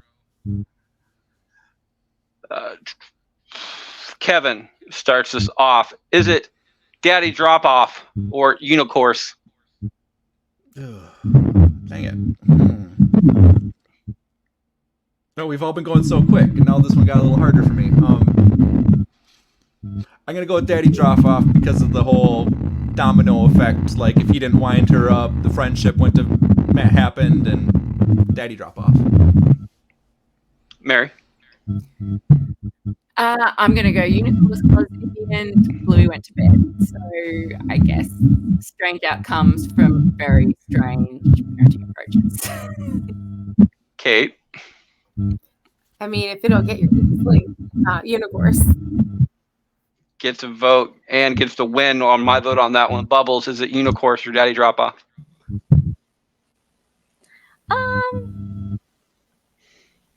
I'm glad that Unicorns won this one, but I'm gonna go ahead and give it to Daddy Drop Off because I think that it deserves a split vote. 3-2 faces another split vote in the next round. Mary, is it Takeaway 3-2, or I'm just gonna say it the way I say it because if not, I'm gonna fuck it up anyway. It's either Takeaway or Pass the Parcel. It is Pass the Parcel for me, so I get a chance to say it. Hey, hey, I have a show to run. I cannot, and I have the stuttering issue anyway, so I'm not gonna even try it. I apologize for all the Aussies out there. We're used to it. I will get it eventually. It gets a vote though. Kate, is it pass the parcel or takeaway? Pass the parcel. I'm gonna go with takeaway on this one. I do love pass the parcel. It's even incorporated us into the Bracket Bastard show in general. That's how much I love this episode. But I love takeaway just because of the fortune cookie. Like, it's a line that you need to remember all the time. So takeaway gets my vote. Bubbles. I'm gonna go with pass the parcel on this one. I absolutely, like I said, I wouldn't go by these dad's rules. It's not my rules. Like, Kevin, finish out. Pass the parcel. It's an emotional roller coaster, and I love pass the parcel. Moves on 4-1. Love it. Be right back for round 3 and beyond. That was a quick round. These next 4 votes are the last time to use your steal a vote. Nobody has used a steal a vote. Kevin is the only one to blow his load. That you can use up to and including the finals. So keep that in mind.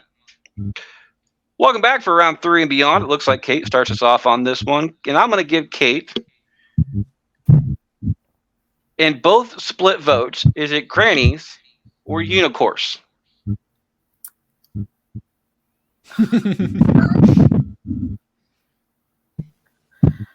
This is really hard. That's what they keep telling me. Yes. I like the other Grannies episodes better. There's no Scooter. I'm gonna go with Unicourse. Unicourse gets a vote. I'm looking for another marker. I can't seem to find one. So Unicourse gets a vote on that one. I'm going to go for Unicourse as well. Again, as with the same logic, it's not even my favorite Grannies episode. It's the original Grannies episode, but it's not anywhere close to my favorite one. So Unicourse it's hard to beat Unicourse. I mean, it's fucking Unicourse. That's what it is. Bubbles, Unicourse, Grannies. I agree. I love the Grannies, just not my favorite. So Unicourse is also getting my vote on this one. Gift a vote and the win, Kevin. And why should I care? Gets another one. Mary finishes out. Oh, yeah. Unicourse all the way. How to let your children know that some people are just assholes. Yeah, very useful. That's exactly what I had wrote down, actually. Unicourse moves on in a sweep to the next round. I start this one off. It is either Granddad moving on 4-1 last round, or Onesies in a sweep.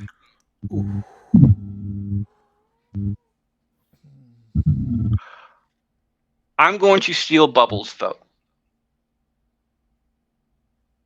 Mainly because I don't know, and to be perfectly honest, I don't know how Bubbles would have voted on this anyway, but I need to steal somebody's vote.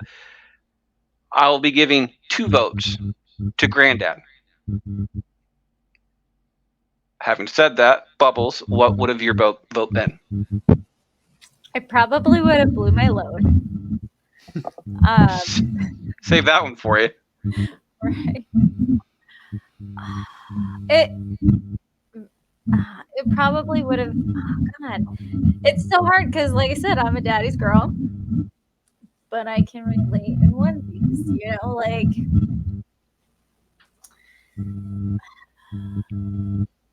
I probably would have went with onesies. So I'm glad I took the vote from you, Kevin. Is it Onesies or Granddad? Oh, I love Granddad. It's such a good episode. Just so good, so good. The running away. The mom really just wants the health of her dad. She really wants him to look out for himself, but he still just wants to be that inner kid. It's such a good episode. But Onesies gets my vote just for the, like I said, personal familial connections, and it's just an important episode and all around to me. Onesies gets my vote. My personal notes on this one, by the way, because I never got to read them. On Granddad is you're never too old to need your parents. type that. You can grow old and think that you know everything in the world, but your parents are still your parents, and you need your parents. And to be perfectly honest, your parents need you in a completely different way. So, my thoughts on that particular matter. Mary, is it granddad or onesies? I am gonna say granddad. Yeah, just the multi-generation gorgeousness of that episode. Yeah, hits me in the field. That one I can relate to so hard, but yeah, granddad's just perfect. Onesies get the vote and the win. Kate finishes out. Or sorry, granddad. Granddad. I corrected myself in the process too. Granddad gets the vote and the win. Well, I like that I didn't have to make that decision. I like that Mary did that for me. Thank you. Lucky you. I still don't even know. This is hard. Because it doesn't matter anymore. I'm going to say onesies. That I don't know. Thank which way I you. would have Thank you for gone. making a split vote. Granddad moves on 3-2 to the next round. Bubbles starts us off. Is it fairy tale or pass the parcel? I'm gonna go with fairy tale on this one. Kevin. Man, I love Pass the Parcel, but Fairy Tale is just next level, man. Fairy Tale gets my vote. Mary. It was the 80s. Yeah, it's gonna be fairy tale. Gets the vote and the win, Kate. Yeah, fairy tale. And I'm going to give it a fifth vote, which means it is 5-0. Moving on to the next round. Last up. This is the last time to steal a vote. Okay? And I'm the only one to steal a vote so far. I would have if camping would have. I couldn't with camping. It was a me versus everyone on camping. Kevin starts us off. Is it sleepy time or bike? Ooh. It's. I'm sorry, Mary. I'm so sorry, but I gotta say sleepy time. I'm sorry. You have read me on that. I know objectively how good sleeping time is. It is perfection. But yeah, for me, like I just still need that. Gotta keep trying, gotta keep pushing the bubbler. You didn't officially say it, but were you trying to steal a vote on that one or no? Because like that's what I got. I don't think it's worth. No. Yeah, I'm gonna be in the same. Sorry, Kevin. The camp. Say, Kevin, were you trying to steal a vote on that one or no? Because you apologized to Mary on that one. I thought you were trying to steal a vote because I knew it was going to hurt her. Oh, okay, good. As she said, I think this is a useless battle. Oh my god, that would be salt in the wound. Like I wouldn't do that. I would never do that. I would never. Too much of a Bluey fan. That's very beautiful. Okay, I just want to make sure because it's like that would have been a dick move. Oh my god, I wouldn't forgive myself. I would never forgive myself. Okay, is it bike or sleepy time? I'm sorry, Mary. It's sleepy time. This is the we all apologize to Mary around. I mean, it's 10:19 here. It literally is sleepy time. Yeah. Okay. Let's do this. Okay. I'm not going to apologize to Mary on this one. One, because I'm a dick, and two, I'm going to vote for bike because I think it's a better episode. Ooh. Which means it's a tie-breaking decision coming down to Bubbles. Bubbles, do you want to know who is facing in the final four, which will also release the other pairing? Yes. It is either Sleepy Time with 2 or Bike with 2 to face Unicorn, which moved on 5-0 last round. Meaning the other 2 is Granddad, moving on 3-2 versus Fairy Tale, 5-0.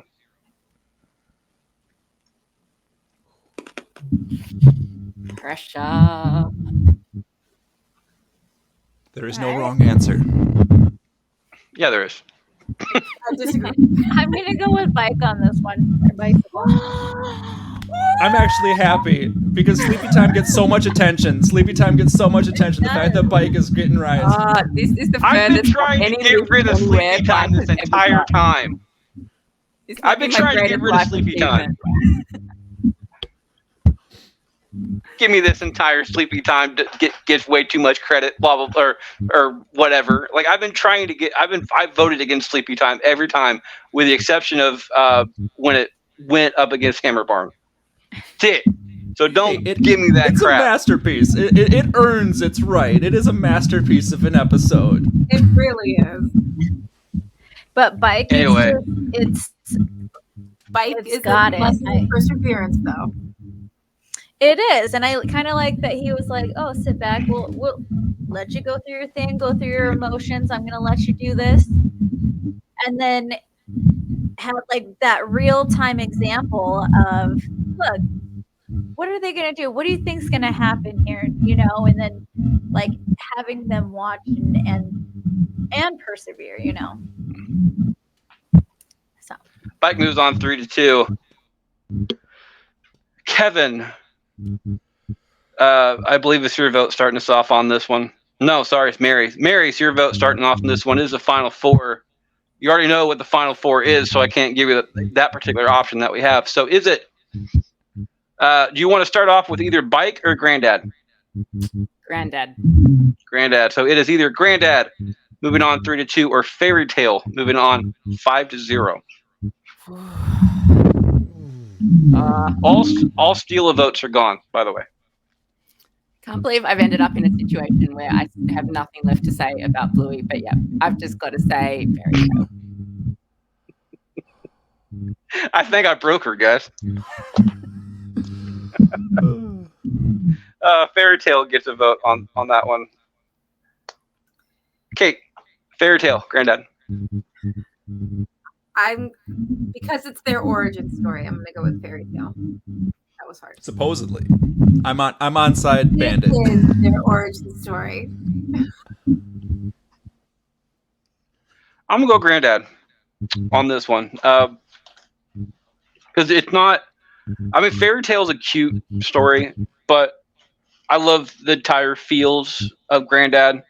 It's about taking care of your and as a parent, I got to learn this lesson too, because I don't exercise. I just spent over 3 hours in a chair talking to other people across the internet and not doing exercises at all.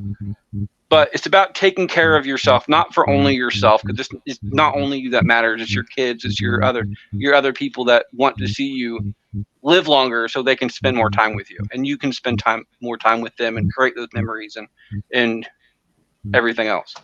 And to live by that example, to not only have you live longer, but if you live by that example, showing your kids and your grandkids how to live life so they can live longer and spend more time with their kids, and so on and so forth. So I appreciate the lesson more in Granddad than the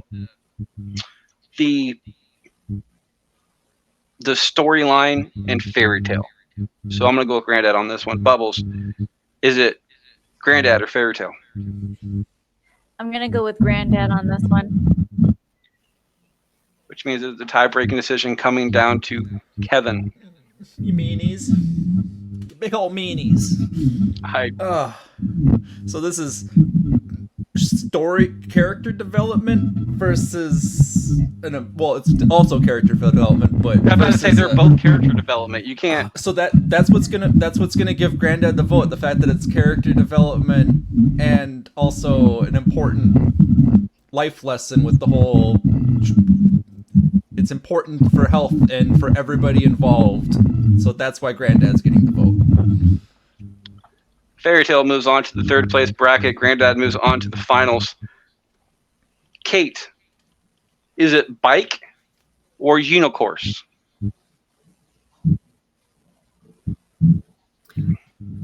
I'm really sorry, Mary. I never thought I'd be voting Unicourse all the way down the line, but I love Bike, but it's the pure chaos is just I can't say no. I feel it. I'm gonna vote for Unicourse on this one as well. This episode is so fucking quotable. It really is, and it's so quotable in so many different ways that's gonna get me in trouble, and I love being a bastard in life. So Unicourse gets my vote. Bubbles, is it Unicourse or Bike? Unicourse is going to go ahead and get the win on this one. I love Bike and what it has and what it brings, but the chaos, the just true chaos of it, like it's an overstimulating episode, and I can see where that's exhausting because I know after a day of being just extremely. I'm sorry, Victoria. extremely like overstimulated day, you get exhausted, so I can see why Bluey fell asleep. Victoria Wells is in comment, by the way, says Unicourse is my boyfriend. I'm sorry. I mean, there's a hung like a horse joke in there somewhere. This is Bluey we're talking about. Get your mind out of the gutter. I mean, there's some jokes in Bluey that's been gone, like, that are pretty adult. So, Kevin, is it Unicourse or Bike? I gotta give Mary the split, and I would, even before all this, I still would have been going for Bike for the sole fact of Unicourse is a dick. Does he deserve the win? No, he's fucking Unicourse. Great episode, terrible character. Great laugh. character, terrible character. I laugh after you saying that. Freaking Barry goes, nah, it's Unicourse. Just I kind of want to. I'm just reeling from how apologetic and polite. And, Bike was my vote, by the way. A room full of Americans can be, which is not how you guys have seen from outside the rest of the world. So clearly, I've lucked out here. I'm voting Bike, but yeah, Unicourse, it's worthy of the win. both of the finals are split votes. So, and that's Granddad versus Unicourse. We got to go third place on here, though. Kate started that one off, which means I start this one off. It's either Bike or Fairy Tale. Oh, what? I'm gonna go Fairy Tale on this one. It's both of these. The issue with both of these episodes is that they're kind of even across the board. As far as storyline, they both have excellent storylines. The lessons, they both have a solid lesson going across through each of the episodes. I just like Kevin. I like the going forward and back in time as well. There's a certain continuity type line that goes with that, where in Fairy Tale it harkens back to other episodes, and then other episodes harken back to Fairy Tale. So it's the entire Easter egg effect that I absolutely love. Plus, see 80s, man. Gotta go with it. Fairy Tale gets my vote. This episode. Bubbles is a Fairy Tale or Bike. I'm also going to go ahead and vote Fairy Tale on this one, just because it is like a little origin story. Like, I like that. I think it's adorable. Gets a vote, Kevin. Fairy Tale versus what? Bike. Oh, I'm sorry, Barry. Sorry. How are we voting with that? Like, how many times can you make Bike lose? Is this deliberate? Like, Only twice. Only twice. Okay, that's true. It's the hat and the soundtrack. It's the hat and the soundtrack that got it for me. But Bike, I just love that episode so much for the learning and for the characters and like the music, like everything, like all of it. It's so hard to pick an episode over an episode in the show. But I'm sorry. Especially when it comes down to stuff like this. First episode wasn't hard. First round wasn't hard. You get down to stuff like this, it gets down in the nitty gritty. Fairy Tale gets to vote and the win off of that one. Mary, however, is it Bike or Fairy Tale? It's not even rational at this point, but it's Bike for me. I'm gonna stick with it. I don't care. Kate, finish out. Because it deserves to be a more even split, I will say Bike for you, Mary. Happy birthday, whatever that is. So kind. All right. Last time to blow a load, myself, Bubbles, Mary, and Kate have not blown loads. The last time to be able to do it. The only person to blow a load is Kevin. But Bubbles, is it Granddad or Unicourse? Oh man, this is so hard.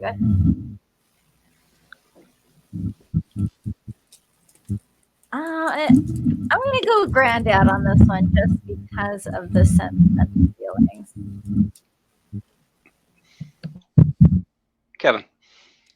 Granddad, I love Unicourse, but Granddad. So weird. These are not traditional 1-2 episodes, but yeah, with this split, Granddad for me. Gets a vote and the win off of that one, Kate. All right. I am glad I, again, don't have to make this decision. Unicourse, again, I do that type of stuff with my kids all the time, but it's because my dad did. So for me, Granddad is both episodes in a way. So I'll say Granddad because it deserves it, but I love Unicourse. Unicourse is a great episode. I absolutely love Unicourse because I'm that kind of dad. I'm a wise ass as much as possible, and the reason I am a wise ass to my kids is because, and I let my kids swear and choose words choose their words wisely, but not don't be afraid to be a dick at times. Is because there's other assholes out there that they're going to have to eventually learn how to deal with. However, that's a life lesson to be learned. The lesson of you're never too old to need your parents is the ultimate touch in the feels. It's what it is, and with that, Granddad gets a sweep in the finals, and it is well deserved. Wow. That is our show this week, guys. So how do you feel, Mary? For some reason, the chili line, that was a long time ago, and Granddad's line, no, it was only yesterday, is going through my head, because that's also how I feel about this episode and how long it has gone. But yet it was only yesterday that we started it, or maybe today. But yeah, I love it. It's a good outcome. Victoria Wells is in comments, asked a question. Anyone else ever sob while watching Bluey with a sleeping baby in their arms? Victoria, I don't even have a baby, and I sob every episode. There's a couple of episodes, a couple of movies and stuff like that I tear up at. It's a Wonderful Life at the very end of the movie. The entire Meet My Brother, the Richest Man in Town, makes me tear up. Bunch of Hallmark movies make me tear up because they're just so sappy and you almost suffocate yourself while watching them. But Bluey does it a lot for me. It just, there's a whole bunch of things that's like, it's sickening how absolutely sweet these things are. But I can't hide my love for this show, and I shouldn't, and I'm not going to. So people who don't like Bluey out there, like Jeremy, you shove it up your ass. Brandy, I think Brandy too, if I remember right. Like, what's wrong? Right? What's that? How? Bubbles. Where can people find you? I can be found right here on Bracket Bastards, and you can also find me under Jessie Marie on TikTok, and that's about it. Kevin. I am going to devote my spot to Bluey. My quote that I say every time Bluey comes up is, if you are a child, if you have children, or if you have ever been a child, Bluey is the show for you. Watch Bluey. The end. Okay. All right. This is where people can find me, right? I was just caught up in the moment there with Kevin. Mm-hmm. So online under my name, Kate Laverne. I'm on Instagram. Last I knew I had a TikTok, but it's under K with a Y, Laverne. And again, I do have some in-person stand-up shows coming up towards the end of the month and next month. So check Facebook for updates. And I again would like to thank our very, very, very special guest this week, Mary from Gotta Be Done. Where can people find you? Joy. Thank you so much, guys. Watch Bluey. Once you've done that, come and listen to Gotta Be Done and feel and do all the debriefing. It's in wherever you get your podcast. Just search Gotta Be Done. I would do that though. I would. Either way you want to do it. You if you want spoilers for the episode, you've never seen Bluey. Which again, if you haven't seen Bluey, but you're listening to this or watching this, I have no idea what the hell you're doing. That is talking about jumping the deep end. This is spoilers across the board. If you've never seen it, or if you have seen it in the past, I'd go episode by episode. To be honest, I would go watch the episode that's on the title for Gotta Be Done, and then listen to their take on it, because you'll appreciate the episode that you're watching more, because you'll realize it's like, oh, I missed that, and I missed that, and I missed that. It's a quality listen. Again, there is a reason why we jumped through so many hoops on that 6-month wait just to get you guys here, and you here, and it's one of our longest shows that we've ever done. I'm not planning on cutting a lot of this out, because a lot of this is important material. And I am super, super happy that you came on. As always, the invite, if you ever want to come back, you're more welcome to. If you had fun, this is about twice as long as our shows normally go. We just love it too much. I'm not kidding. And if I can, I'm going to try to break this up to a 2-part episode. So if I can, I don't know if I can or not. I am Freddie Fisher. You can find me at that on Facebook. While you're on Facebook, check out Bracketology. We have 2 polls going up every single day. Currently, it is the finals of the first dance songs. After that ends, is going to be, this is not released on any other socials, so you got the first people to know. We're going to be doing cartoon sidekicks. It is Disney versus the world on that one. There's going to be 32 Disney and 32 from everywhere else. So check that one out. And of course, we're doing a bracket called Getting Lucky, which is a whole bunch of different good luck charms from across the world as well. On Twitter, you can find me at Fisher777, or I'll at Bracket Pod. And on Instagram, you can find me at Can't Lick Me. Not one word. Next week,